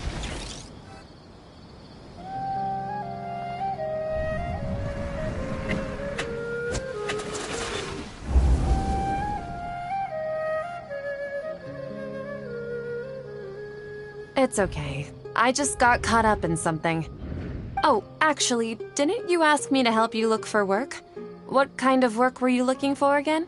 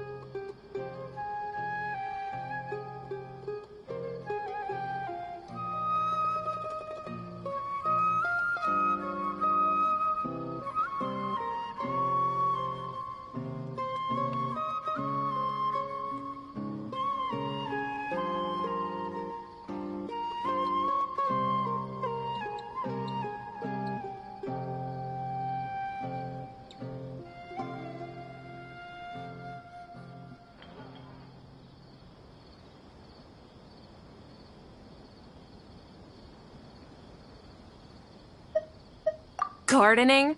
But don't you hate everything to do with plants? I still remember getting mad at you for secretly throwing away the bonsai that I gave you as a present. You see, a friend told me that the secret to self-improvement is to work on things you're not so good at. Fair enough. I didn't think that was something you would consider. Speaking of, how's he doing? Is he feeling any better?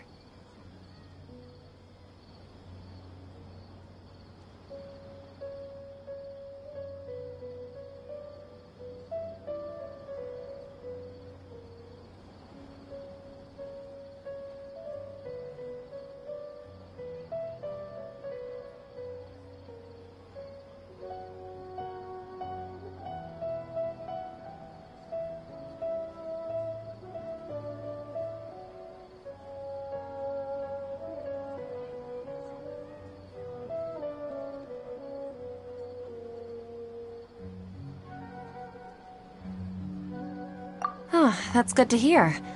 I have been thinking a lot about him. If I could get some more time off, I'd love to pay him a visit. Actually, while we're talking about him, is he still living in Port Ormos? Yeah, he's been retired there for a while. If you could find the time, please write him a letter. Let him know that recently, faith in King Deshret has taken root in Port Ormos and has begun to spread across Sumeru. He has a quick temper and has always been a devout follower of the Dendro Archon. I don't want him to get into a fight with those King Deshret believers because of a difference in beliefs. Oh? So, who are you siding with in all of this? The Academia or King Deshret? I'm so jealous of you. You were born a child of the desert, yet you chose to betray King Deshret, and now you spend all your time with those crooks from the Academia. Akeem, you don't mean you've also become a believer of King Deshret?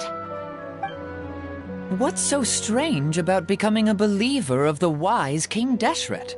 In fact, aren't you the strange one? The one who still can't pick a side? Can't pick a side? Me? Whoa! Paimon had no idea you'd be so good at this!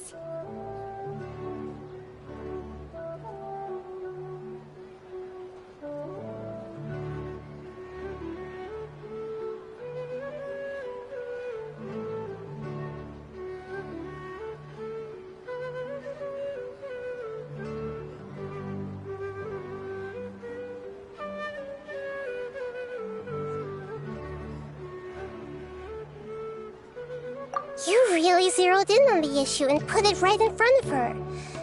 It might feel a bit overwhelming for Sataria. But once everything is over, I'll be sure to pay her a visit to her mind and explain everything. Anyway, let's keep going.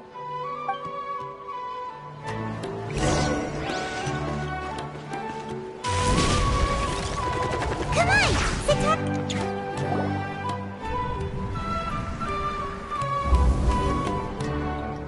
So, Shishan, have you noticed anything weird in the city lately? Like, as if someone was trying to preach to you about something?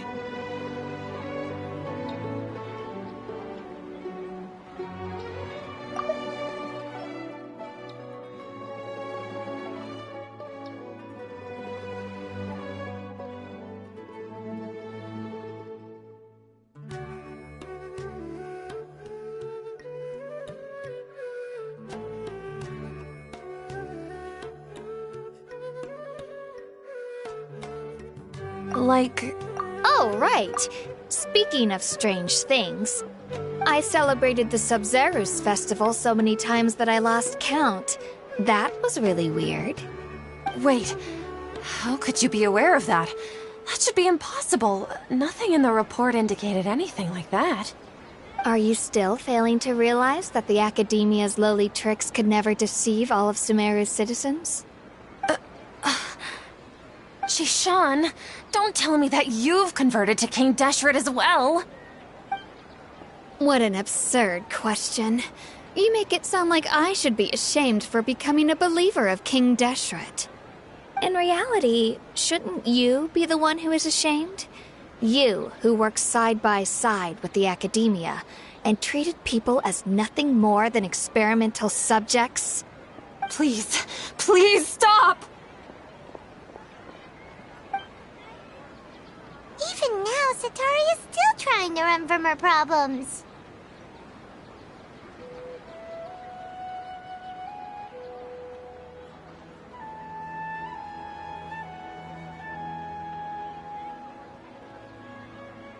She can no longer justify everything to herself. Hey, she's trying to talk to the guards! What should we do?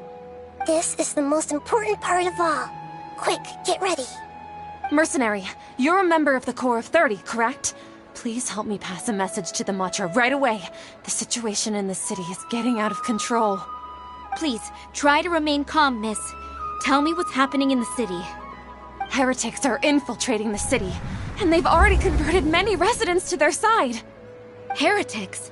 What kind of heresy are you talking about? King Deshret! Many people I know have suddenly started believing in him, but he's long dead. It's impossible. Miss Sataria, nothing is impossible. You know my name? King Deshret is immortal, and all who defy him will one day pay the price. You must face the truth, Sataria. You tread a treacherous path, and the longer you ignore it, the tighter the Academia's grasp on you will become, and the deeper you will be ensnared. Child of King Deshret, never forget that the desert that belongs to you lies elsewhere. What's so strange about becoming a believer of the wise King Deshret? In fact, aren't you the strange one? The one who still can't pick a side? What an absurd question. You make it sound like I should be King Deshret. Sataria, why haven't you gone home?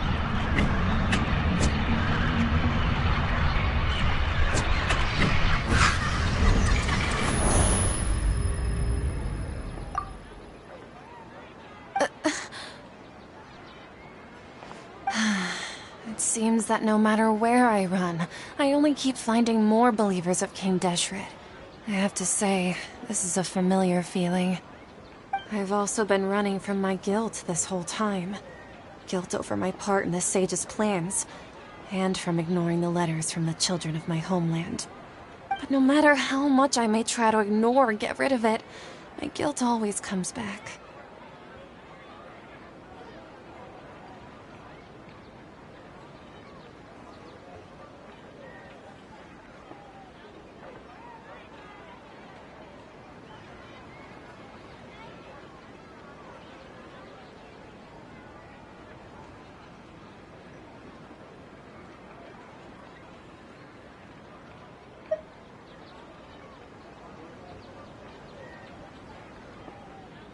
You won't necessarily lose your research opportunities by facing the truth.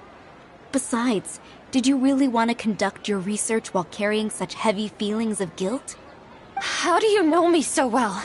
Are you truly just a believer of King Deshret? Or are you the god himself? That's not important. The important thing is to pass judgment on the Academia and its sages, and to correct their mistakes. If you could provide some assistance in this matter, perhaps it could serve as a form of atonement. I've actually never believed in the gods, but I've always believed in serendipity. Your appearance must be a fated opportunity for me to get out of this wretched situation. Please tell me, what can I do for you?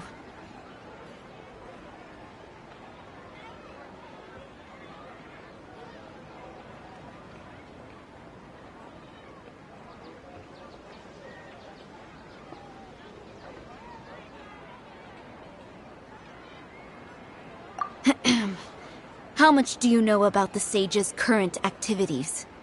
I was just one of the designers for the masked dream harvest scheme, which is what happened around the Sub-Zeru's festival. But I know very little about the full scope of the overall project.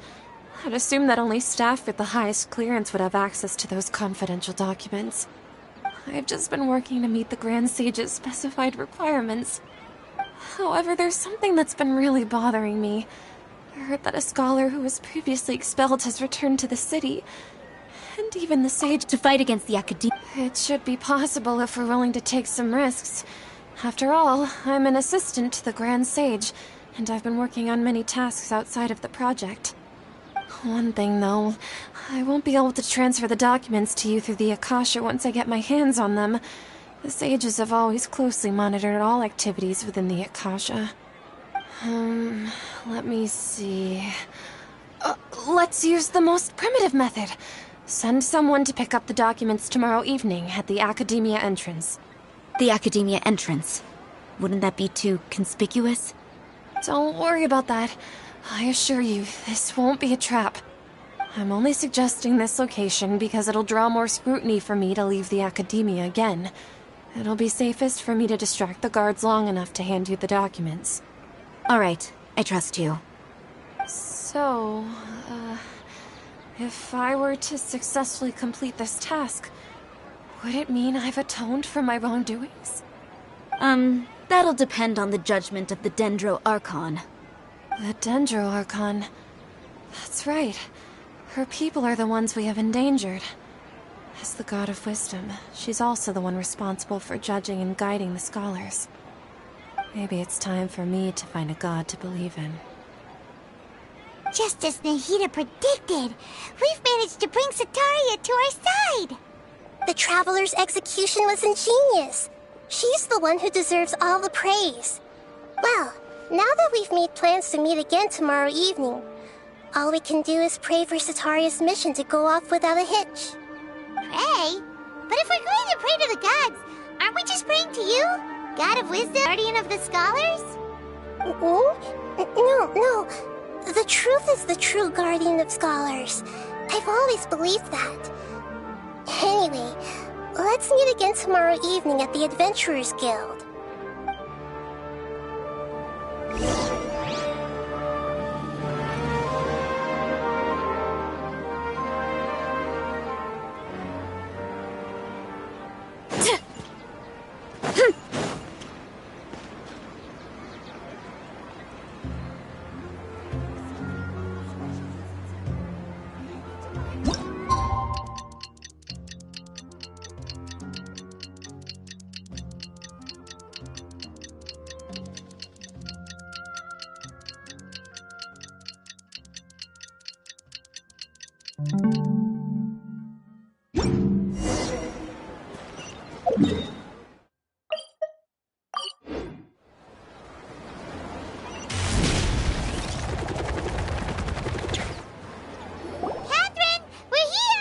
That's right.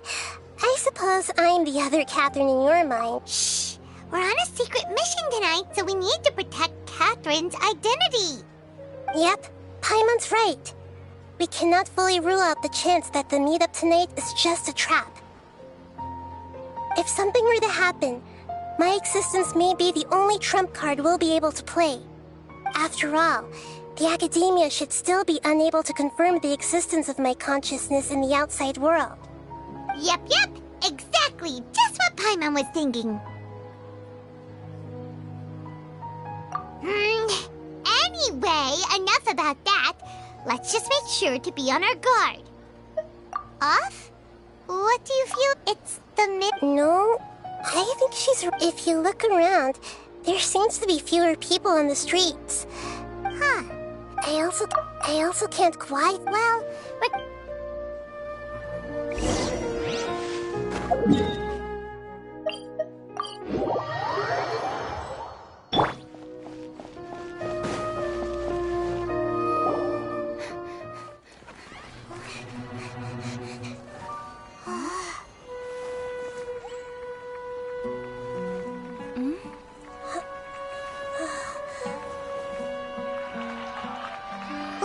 what are all these people doing here at this hour of the night? Ah, the triumphant hero returns at last. And to a rather spectacular welcome, even if I do say so myself. You're the outcast, expelled from the Academia. Indeed I am. Although these days they tend to call me the Doctor.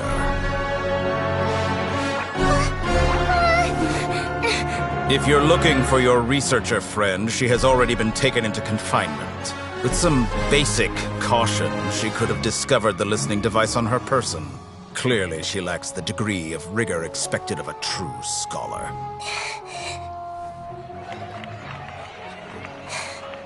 The people of Sumeru City! What have you done to them?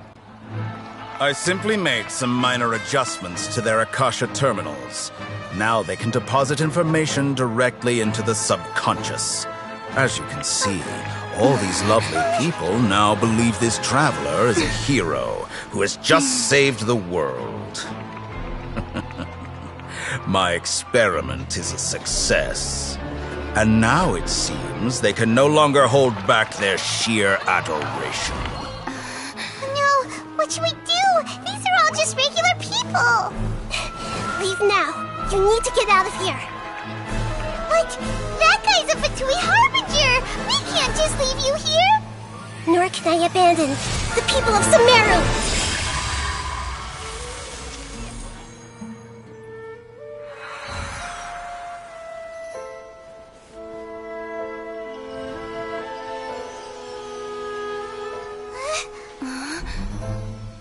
Don't worry. We'll meet again outside of the city.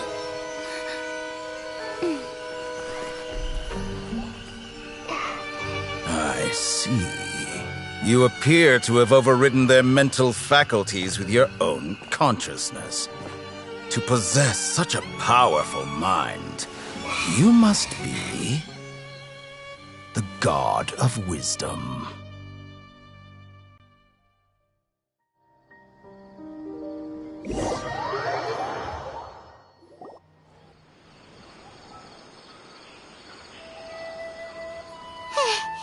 This should be far enough.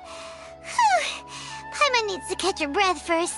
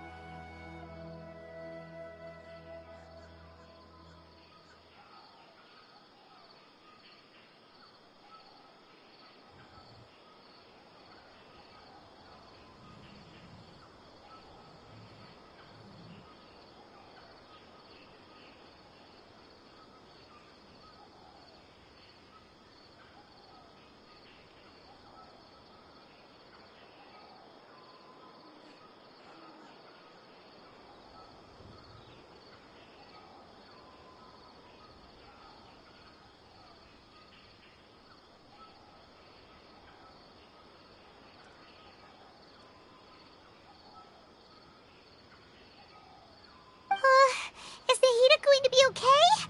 We only made it out because of her. Paimon wasn't counting on running, and that even the sages are wary of him. Yep, sounds like she must have been talking about the doctor.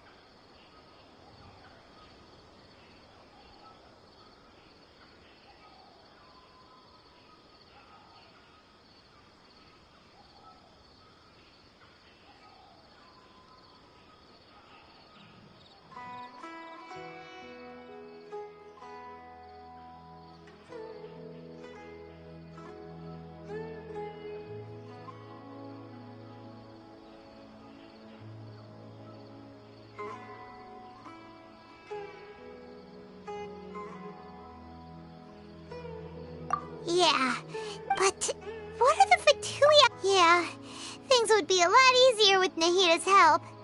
Nahida said we'll meet again outside of the city, but we can't just keep waiting around, right? You mean...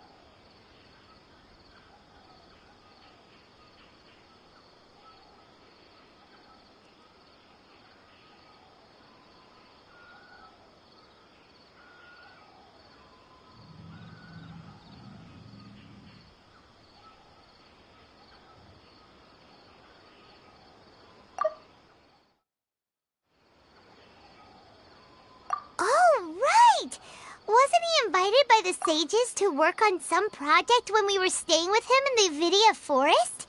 That has to be the same project. Even though he turned it down at the time, he might still know something. There's no time to lose. Let's go to Gandharvaville.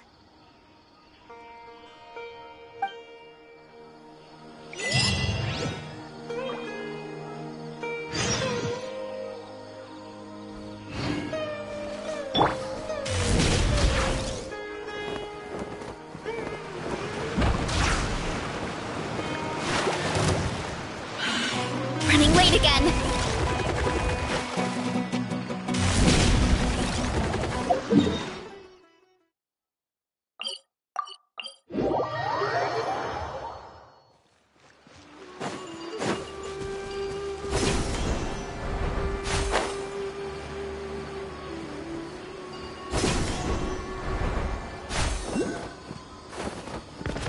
Hurry up, Grassa!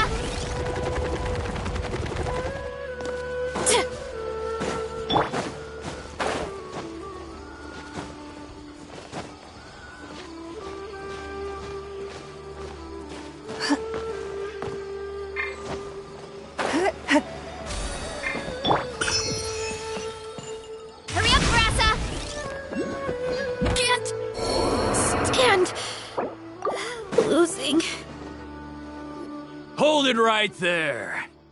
A blonde-haired traveler and a floating fairy. We've got you all right. Take a look around.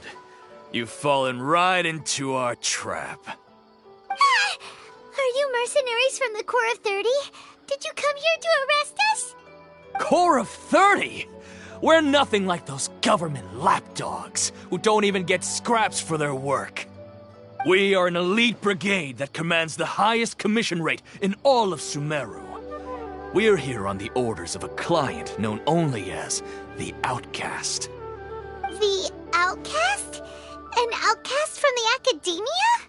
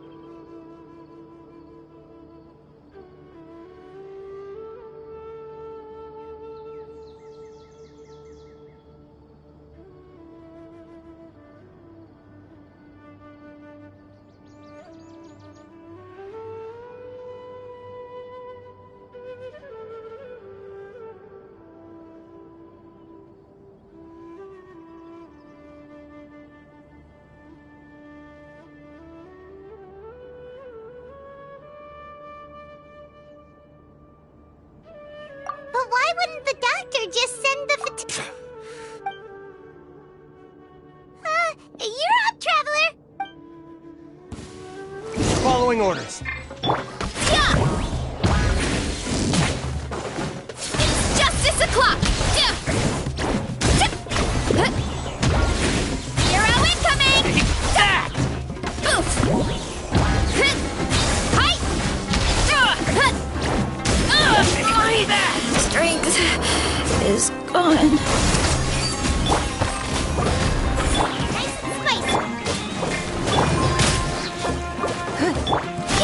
Heads up!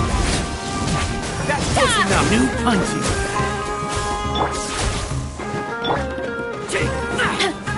Oof! Heads up! Hi!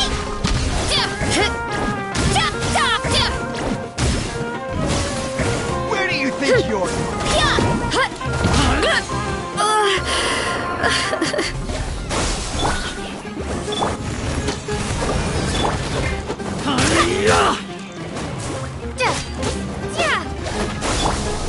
Give up.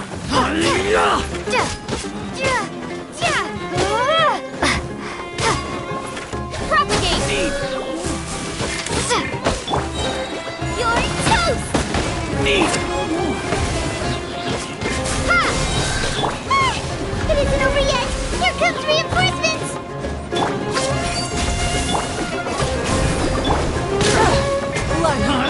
Better! It's nothing!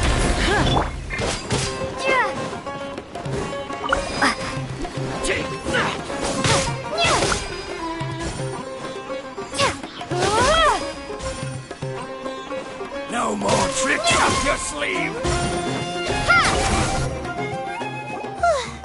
That was pretty rough. Is that what elite mercenaries are like?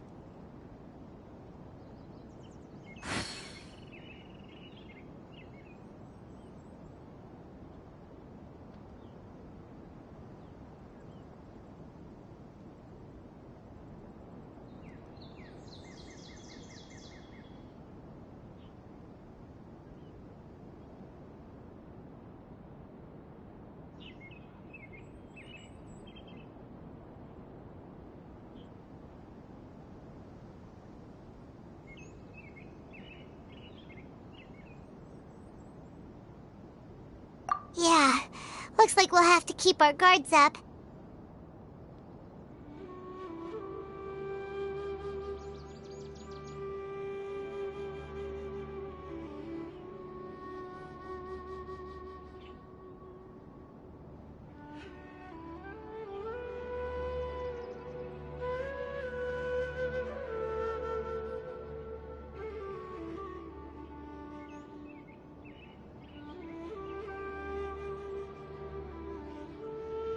But this doctor guy seems like a pretty tough opponent.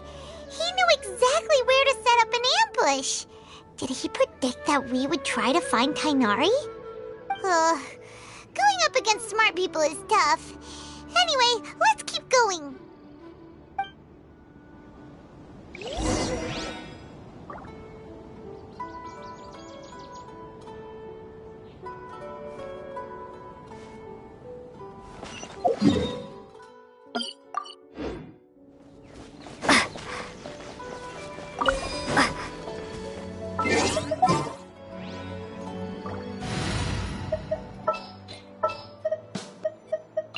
At the ready.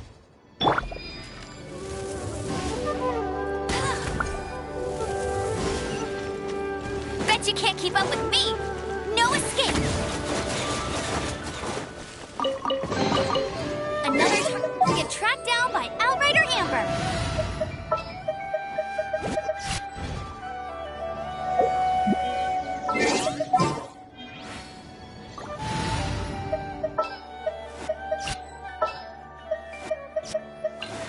I'll scout ahead.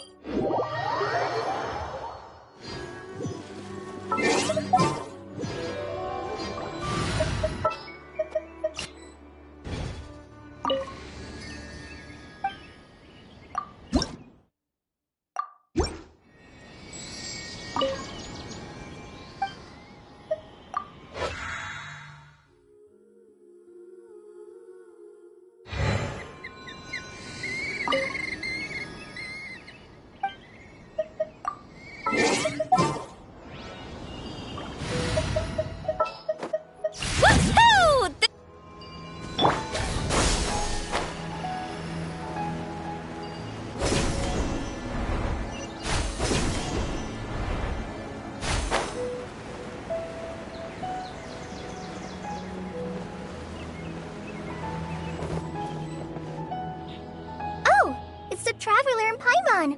What are you two doing back here? Kale! It's nice to see you again! Are you doing alright?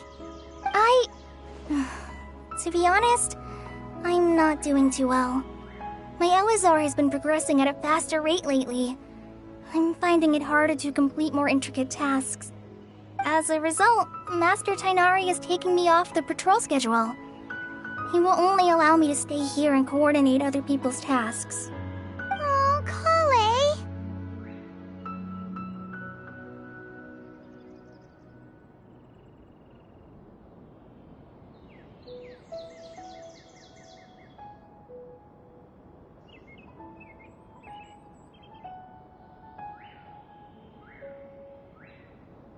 Speaking of Tainari, did he go off on patrol? We're here to talk to him. Oh, Master Tainari? He just left the Avidia Forest a little while ago. He was headed to Party's DI. Huh? He left? What? Isn't Tainari always saying that he never wants to leave the... I thought it was weird too. Master Tainari always prioritizes his work as a forest watcher above everything. He almost never leaves his post. He left in a hurry this time, though. No, I only found out that he left through a message he left behind. He also made sure to delegate all his tasks using a schedule. To leave in such a hurry? I'd guess he had something urgent to take care of. Master Tainari originally studied in the Immorta Darshan of the Academia, and Partis DI is something like the... I know that before he became a forest watcher, Master Tainari once spent a long time conducting research at Partis DI. A research base, huh? Gotta wonder what kind of research Tainari just decided to work on all of a sudden. Oh, we don't have a lot of time, so let's go look for him at Party's DI.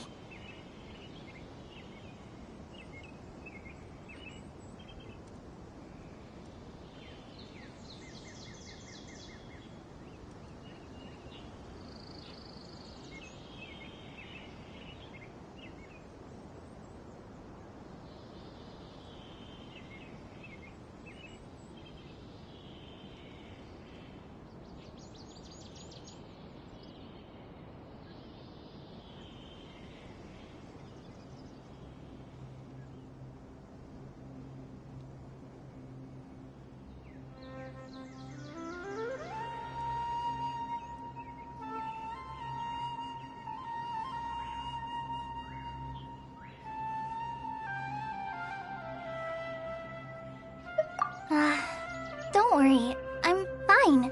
I'm used to living with Elazar by now. If you run into Master Tainari, please send him my regards. Got it. Will do. See you later, Kale.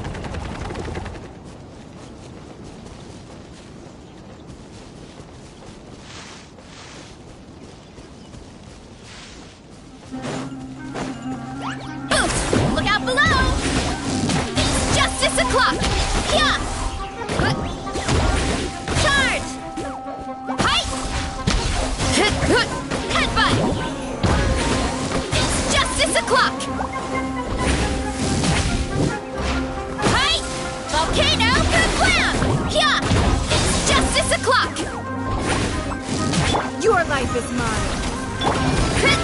Charge!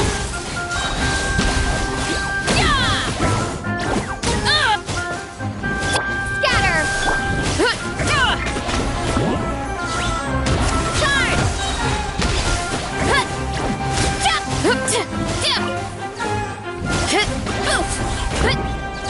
It's justice o'clock!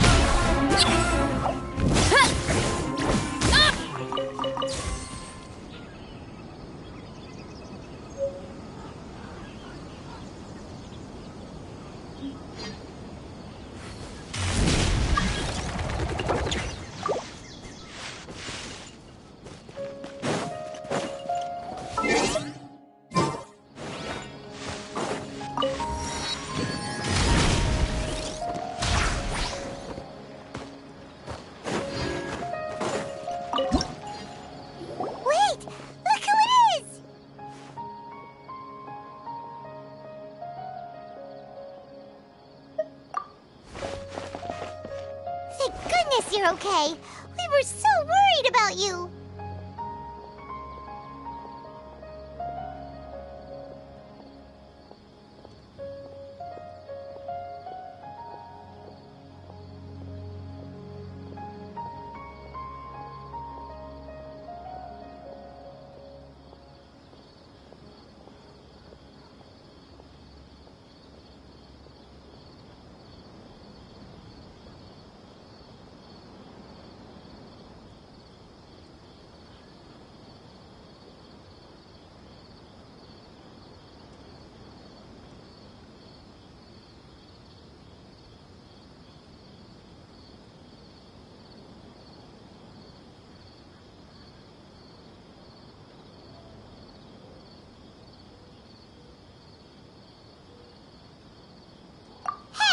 This was supposed to be— Actually, it's very smart of the Traveler to be wary of me right now. After all, the Doctor has shown that his technology can apparently even control human minds.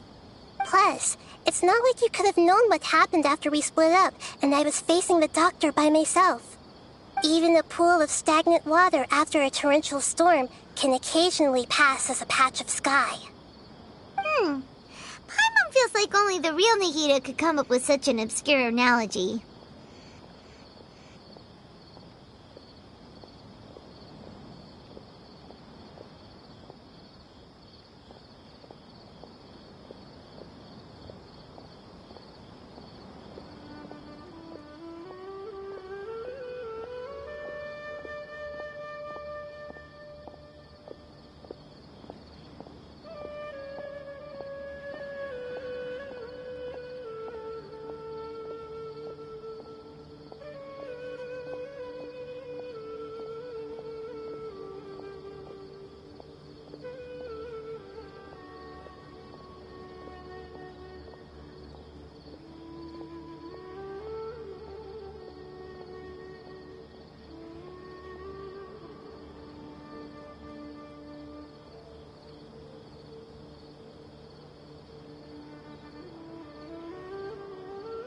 Huh?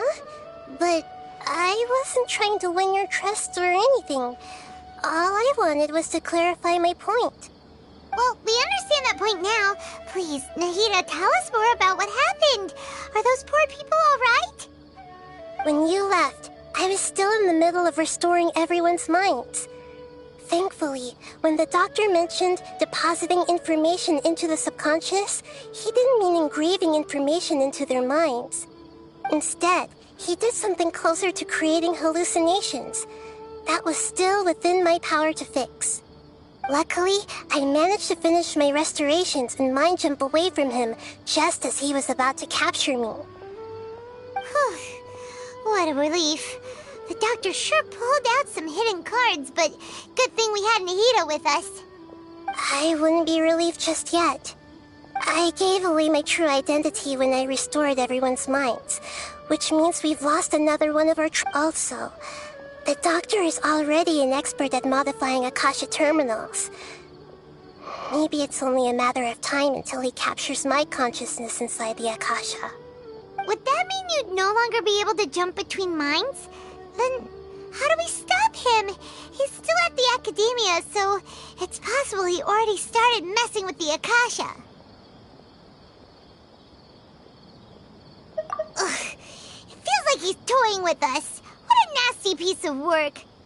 Plus, the doctor's combat ability alone is apparently enough to make him worthy of being number 2 of the Fatui. We shouldn't give up hope just yet. Let's try to find another way to attack this problem. Actually, Nahida, how did you know we were trying to get to Party's Di? Have you been waiting for us? Yes, I have. I can see the traveler's elemental energy, so I deduced your destination by looking at the direction you were moving in. You didn't come here for sightseeing, right? Did you find any leads? We're looking for a scholar we know. His name is Tainari, and the sages once tried to reach out to him. Why don't you come inside with us and see what we can find? Okay, let's just hope we won't get him into trouble.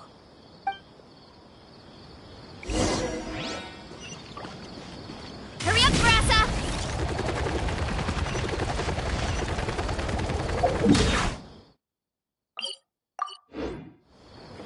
Hup! Running late again.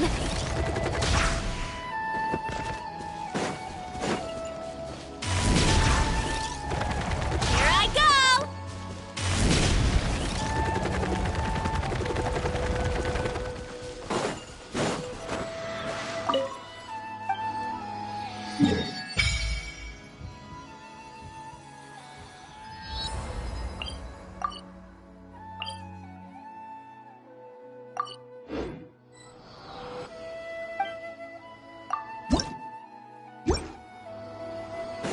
Hurry up, Grassa!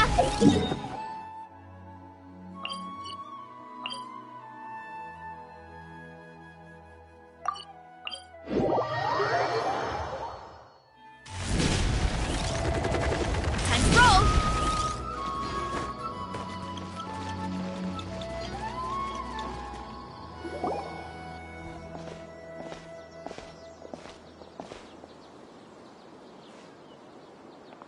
Traveler? It is you! Ah! It's Hypatia!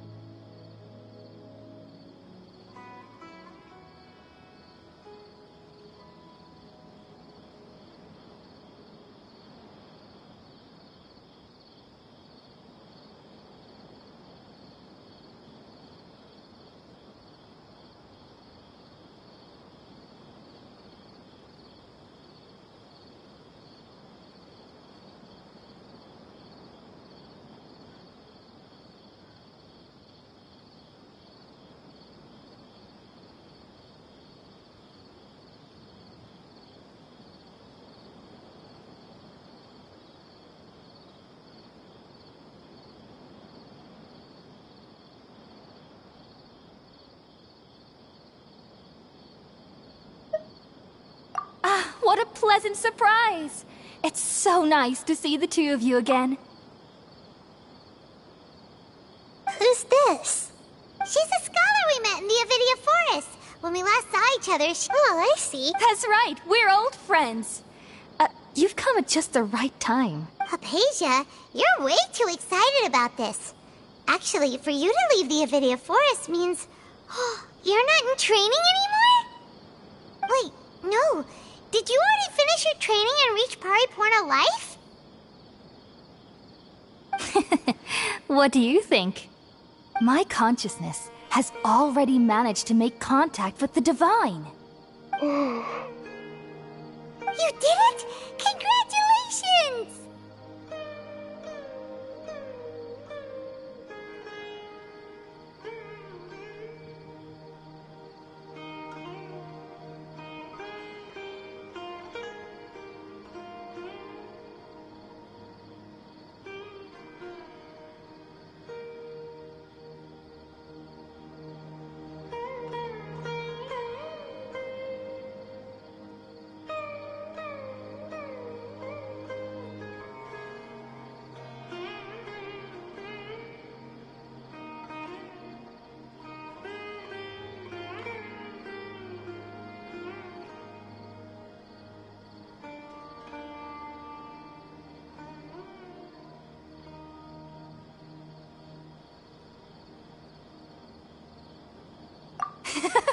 It's so exhilarating to share this sublime joy with others at long last!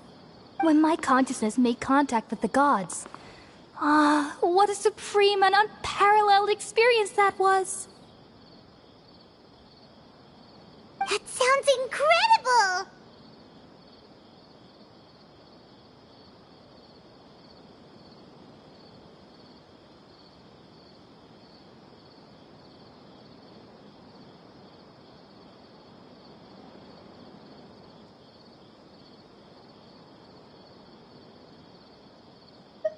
Oh, remember? My current self has... You can do that? I've never... Hold on. I brought... All right now. Hold my hand. I'll help you establish a pathway to connect your consciousness. Okay. Ready?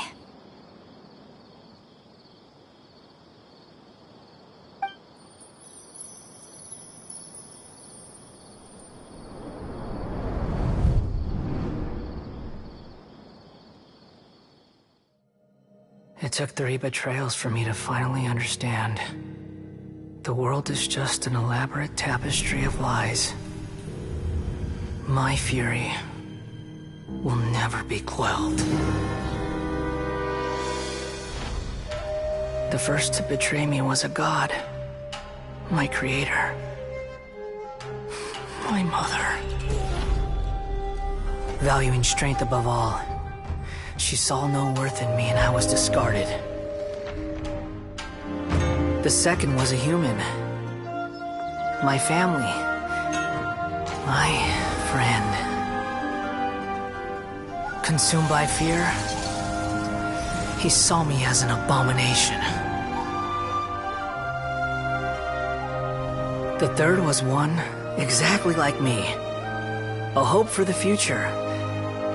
A fledgling barely out of the nest. Powerless before his mortality, he broke his promise to me. Humans, they can't be trusted. And the gods fill me with pure loathing. So I said good riddance. I denounced the world and laugh in its face. My chest will never again be defiled by worldly filth. I will scrub away every last trace of human emotion.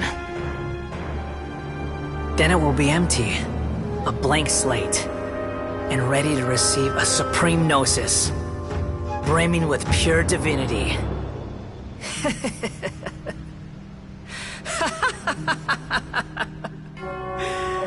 There is no need to fear. The pain will be brief. Your era is coming to an end.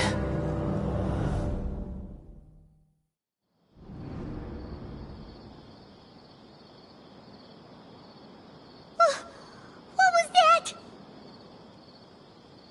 Did we actually just see the Baladier's memories? Everything matches what we know about him. But how is he connected to the divine You saw it, right? You felt it, right? Such a majestic god! Such a noble will! Such sublime emotion! Alas, shame. If only that which beats within my chest wasn't a filthy mortal heart. Oh, great and merciful God! Please grant me forgiveness and salvation! Do you understand now? I'm afraid this is no periporno life, but rather...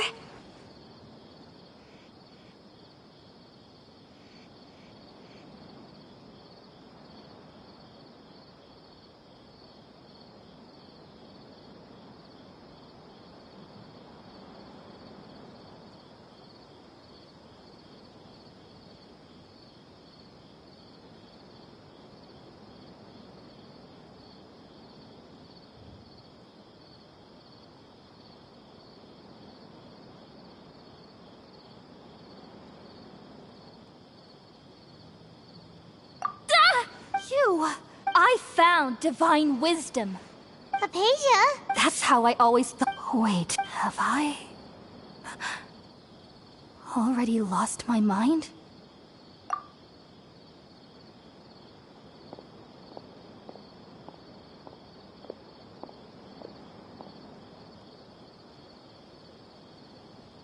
Wait, something isn't right.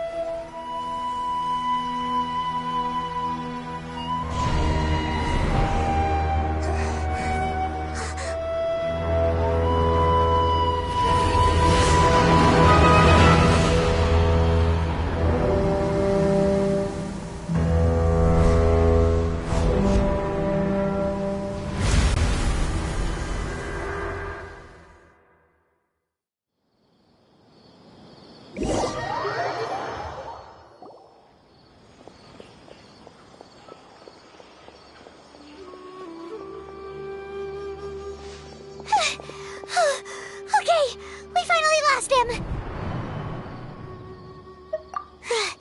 Are you okay, Nahida? Wait, Oh, the Traveler's back? Nahida was controlling your body for a while. It seemed like she jumped over to you as an emergency measure right before the Catherine puppet was destroyed. After that, Tainari heard the commotion and came over. He helped us defeat the mercenaries and then he ran with us all the way here. What? You swapped places? You mean your consciousness also went into Nahida's body? Wait, then where is Nahida's consciousness? Where is she now? I never imagined that an individual's consciousness could be transferred around like this. Had I not seen it with my own eyes, I would have never believed it. I don't think this can be achieved with current human technology. Also, while we were running, the consciousness in your body told me to pass on a message. She said, "The doctor has found a way to trap my consciousness, so I can't journey with you anymore. But even in a moonless night, a shower of starlight can still drown out illusions and lies." Oh no! Nahida's trapped in the sanctuary of Surathana for good this time. Was that message schedule she left for us? It's pretty vague. Oh, that... Even in a moonless night, a shower of starlight can still drown out illusions and lies. Huh. Paimon knows the moon illusions and lies are from that alchemical divination at the Sub-Zero's festival. Didn't Nahida use a starlight analogy before? It had something to do with Sataria.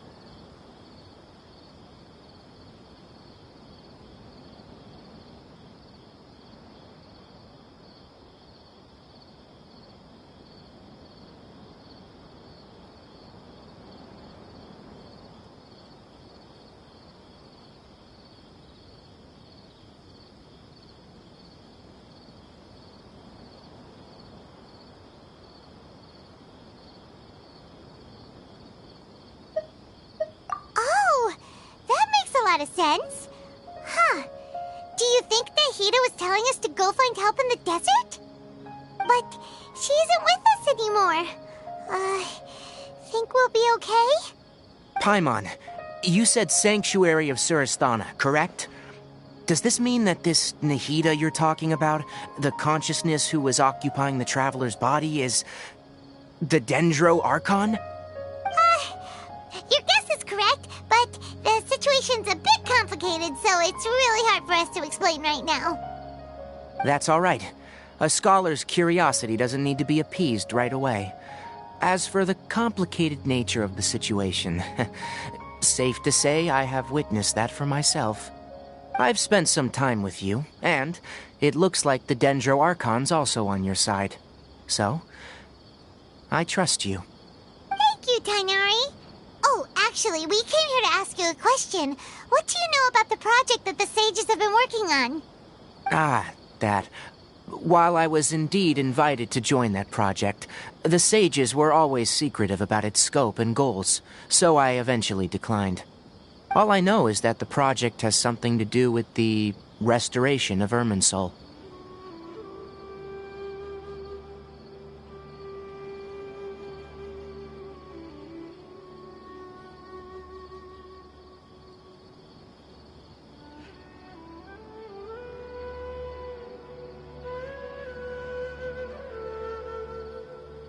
Huh?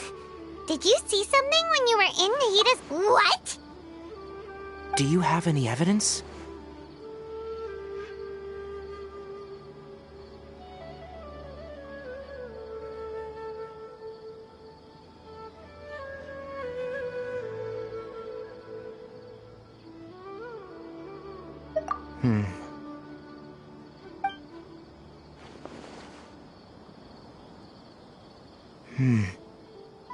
So that's what happened.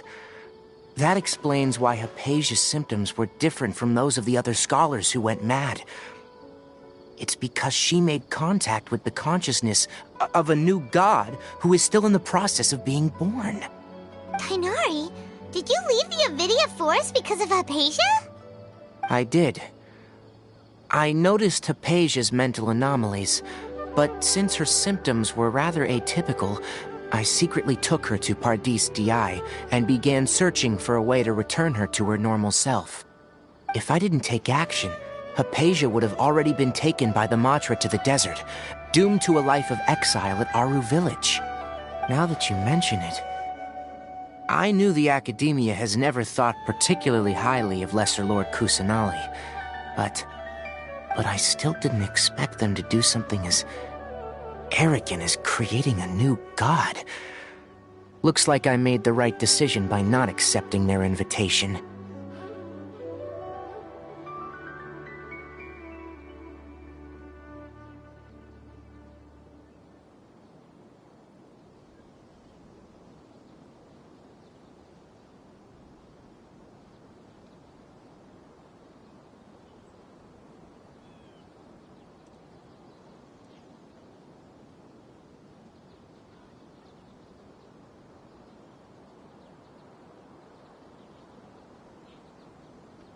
The doctor and the balladeer. We have 2 Fatui harbingers in Sumeru. Sounds like we're in for a bad time. From your description, I don't think they've completed their project. There may still be room for us to intervene. But then, what is the connection between creating a new god and restoring Irminsul? Yeah, it feels like we're still nowhere close to figuring out the sage's goals. Right, we've pretty much gone over everything we need to know, so we should head out. How about you, Tighnari? What are you going to do? I'll stay here for now. I still want to try a few more things to help Hypatia. If you're planning to go into the desert, start by heading for Caravan Ribat. That'll be your fastest route. Come find me here if there's anything else I can do to help. May the spirit of wisdom go with you. Thanks, Tighnari. Hopefully Hypatia will feel better soon. We're off then.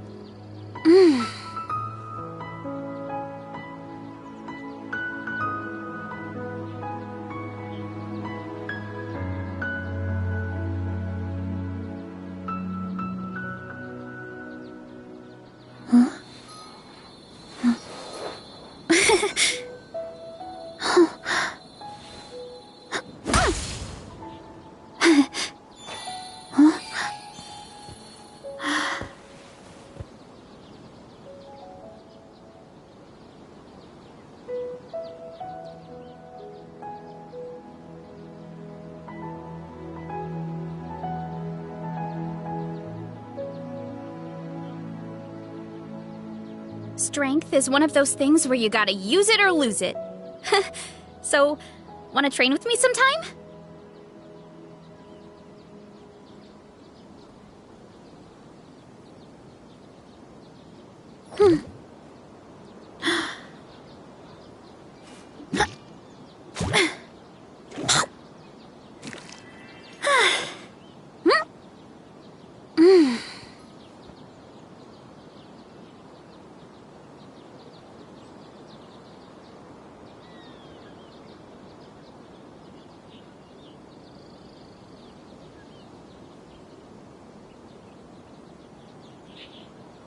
My parents always say, no matter how busy life gets, you should always sit down and enjoy a proper meal when you get hungry. What I like to do is stack my plate up high, then squash it all down, take a deep breath, and wolf it down in one go. That way, I get to eat my fill without wasting too much.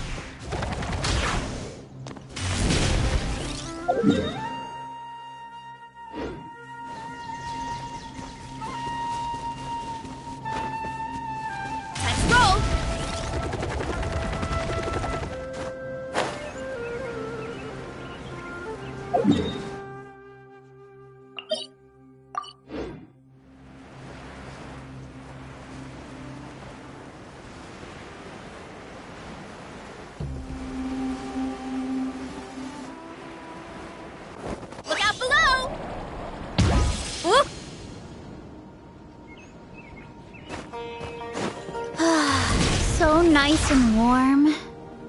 Nothing like the warm sun on a full stomach to make me feel... like taking a nap.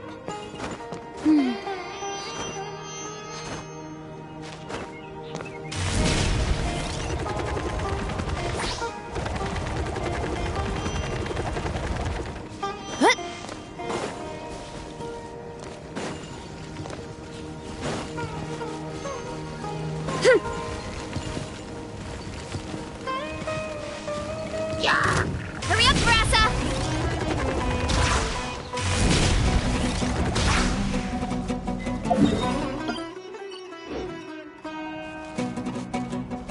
Time to roll!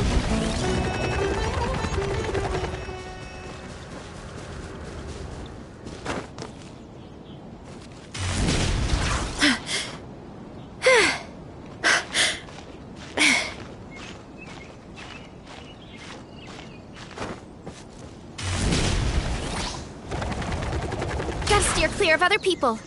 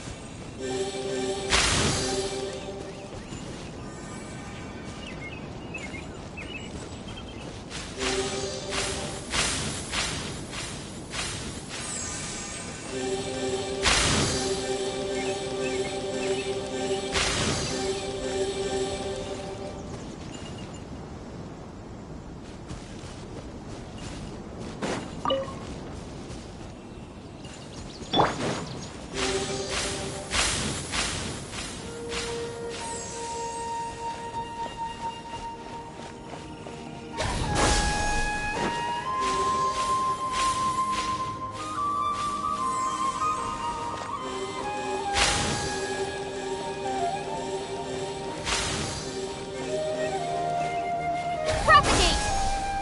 Germinate!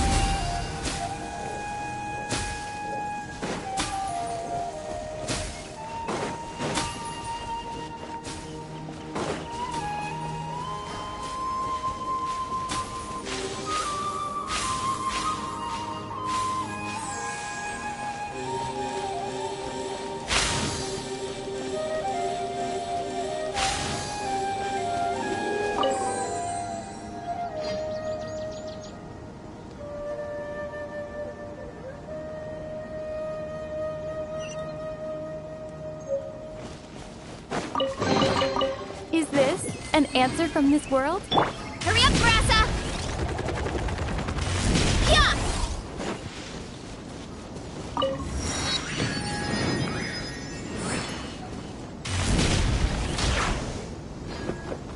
Kapow!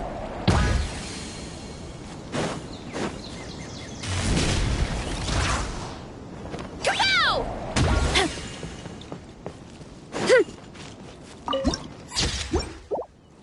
Hurry up, Brassa!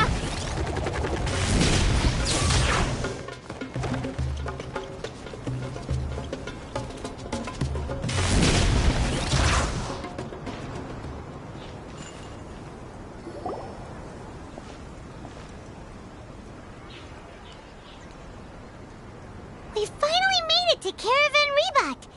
It's pretty lively here. So, just past this wall is the desert, huh? Oh, wow. Paimon remembers hearing people call this the Wall of Samiel. It's made to block sandstorms from the outside.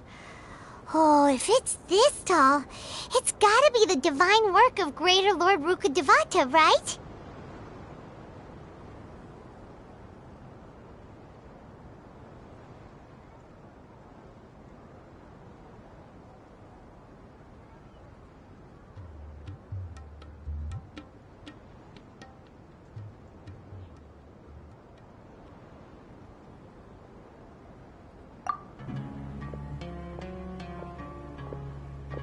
Enough gawking. Come on, follow me. Huh?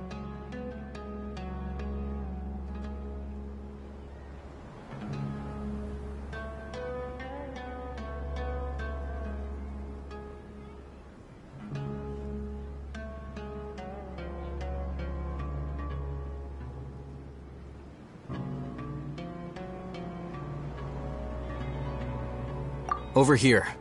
Oh, Hatham went that way! Let's hurry up and follow him. Wonder what he's up to.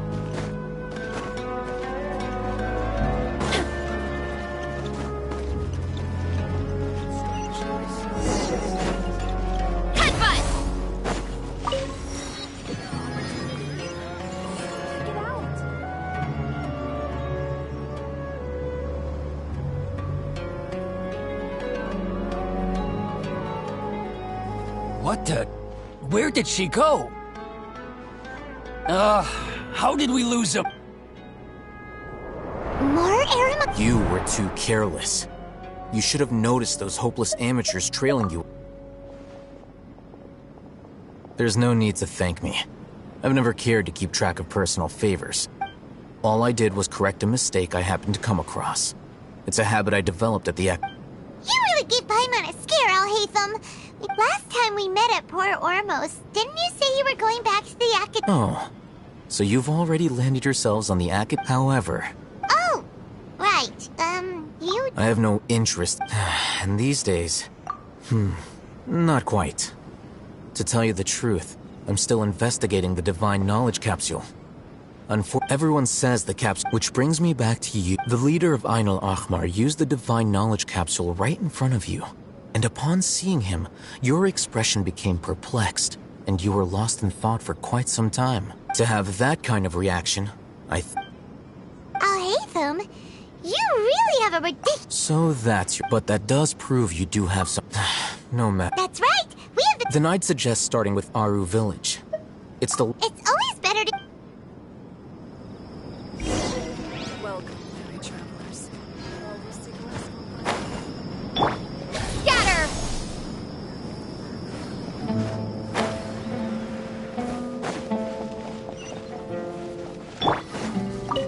Time to roll!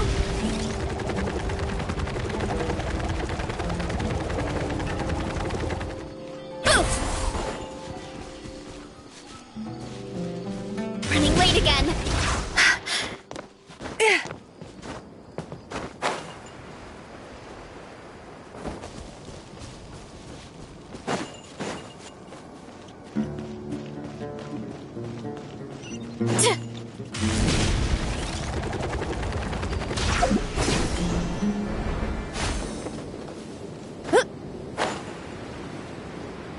Look out below!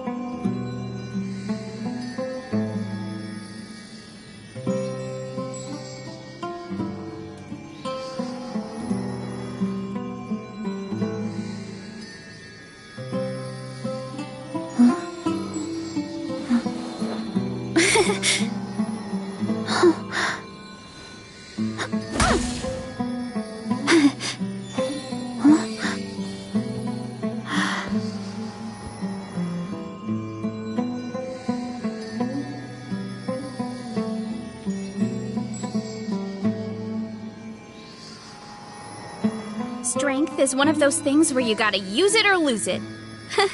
So, wanna train with me sometime?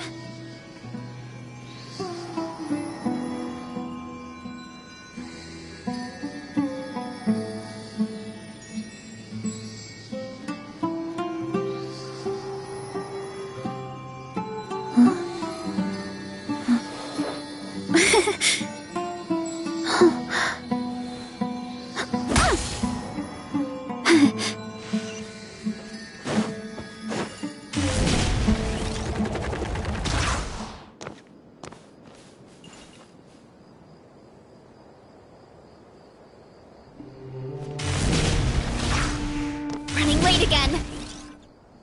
Before us lies. Whoa.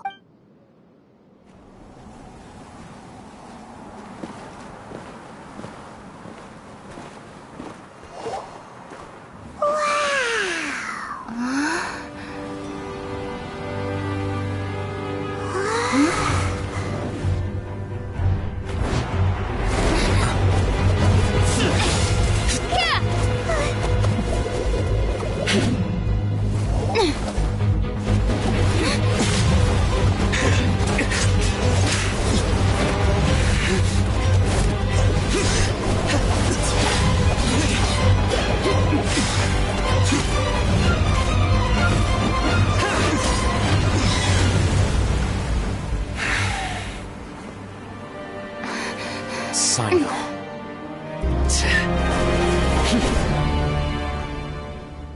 Unless my memory fails me, we have barely spoken 2 words to each other before now at the Academia. Would you care to enlighten me as to when and how— I'll hate them. Had I used my full strength, not even this traveler would have been able to stop me. Though styled like an assassination, I sought only to ensure that my target would be unable to flee or resist. Standard practice for the Matra, as well you know.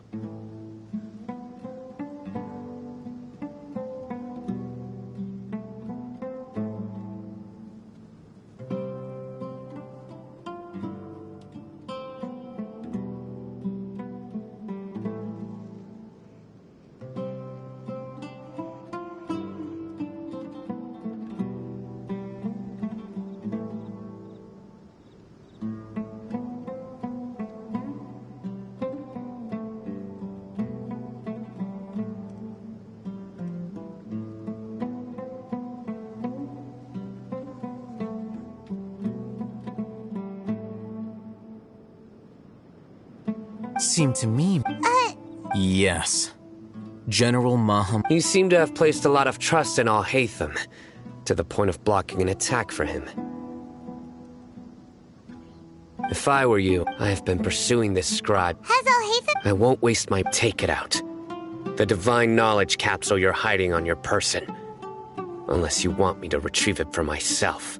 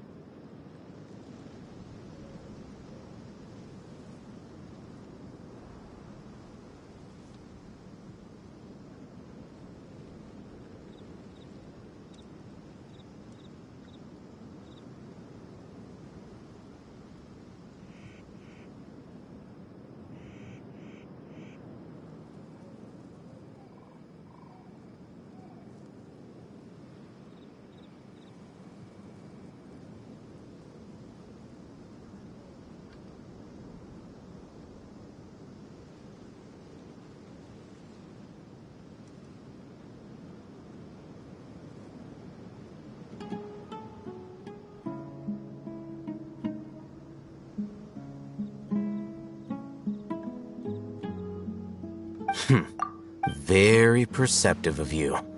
Nothing escapes a Matra's senses. Wait, the Divine Knowledge Capsule? Didn't it fall into the Matra's hands in Port Ormos?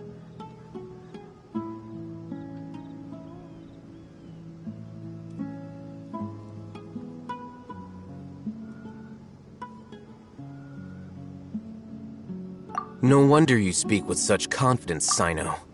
But I must admit, I'm very curious. What does this capsule mean to you?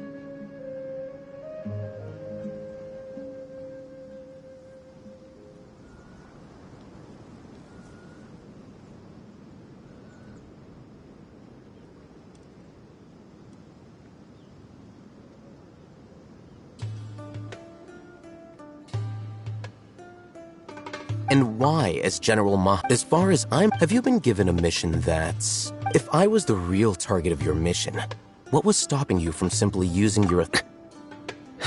I should have known you'd be difficult to deal with. You two? Ugh. What you would do, Traveler? Paimon feels like we can't trust either of them. Ahem. Well, look at you two, acting all tough and self-righteous over there. Wait, Dia? Great, finally! You gotta help us out here. Otherwise, these two are gonna start fighting again. Yeah, sure looks that way. Two giants from the academia duking it out once and for all. Not something you get to see every day, that's for sure. Listen, I know you academic types love to fill up your big brains with self-righteous morality and lord your empty rules and virtues over each other. But how dare you bring your petty disputes into the safe haven of Aru Village? It seems like someone's gonna have to beat some sense into your thick skulls until you finally learn to respect these grounds.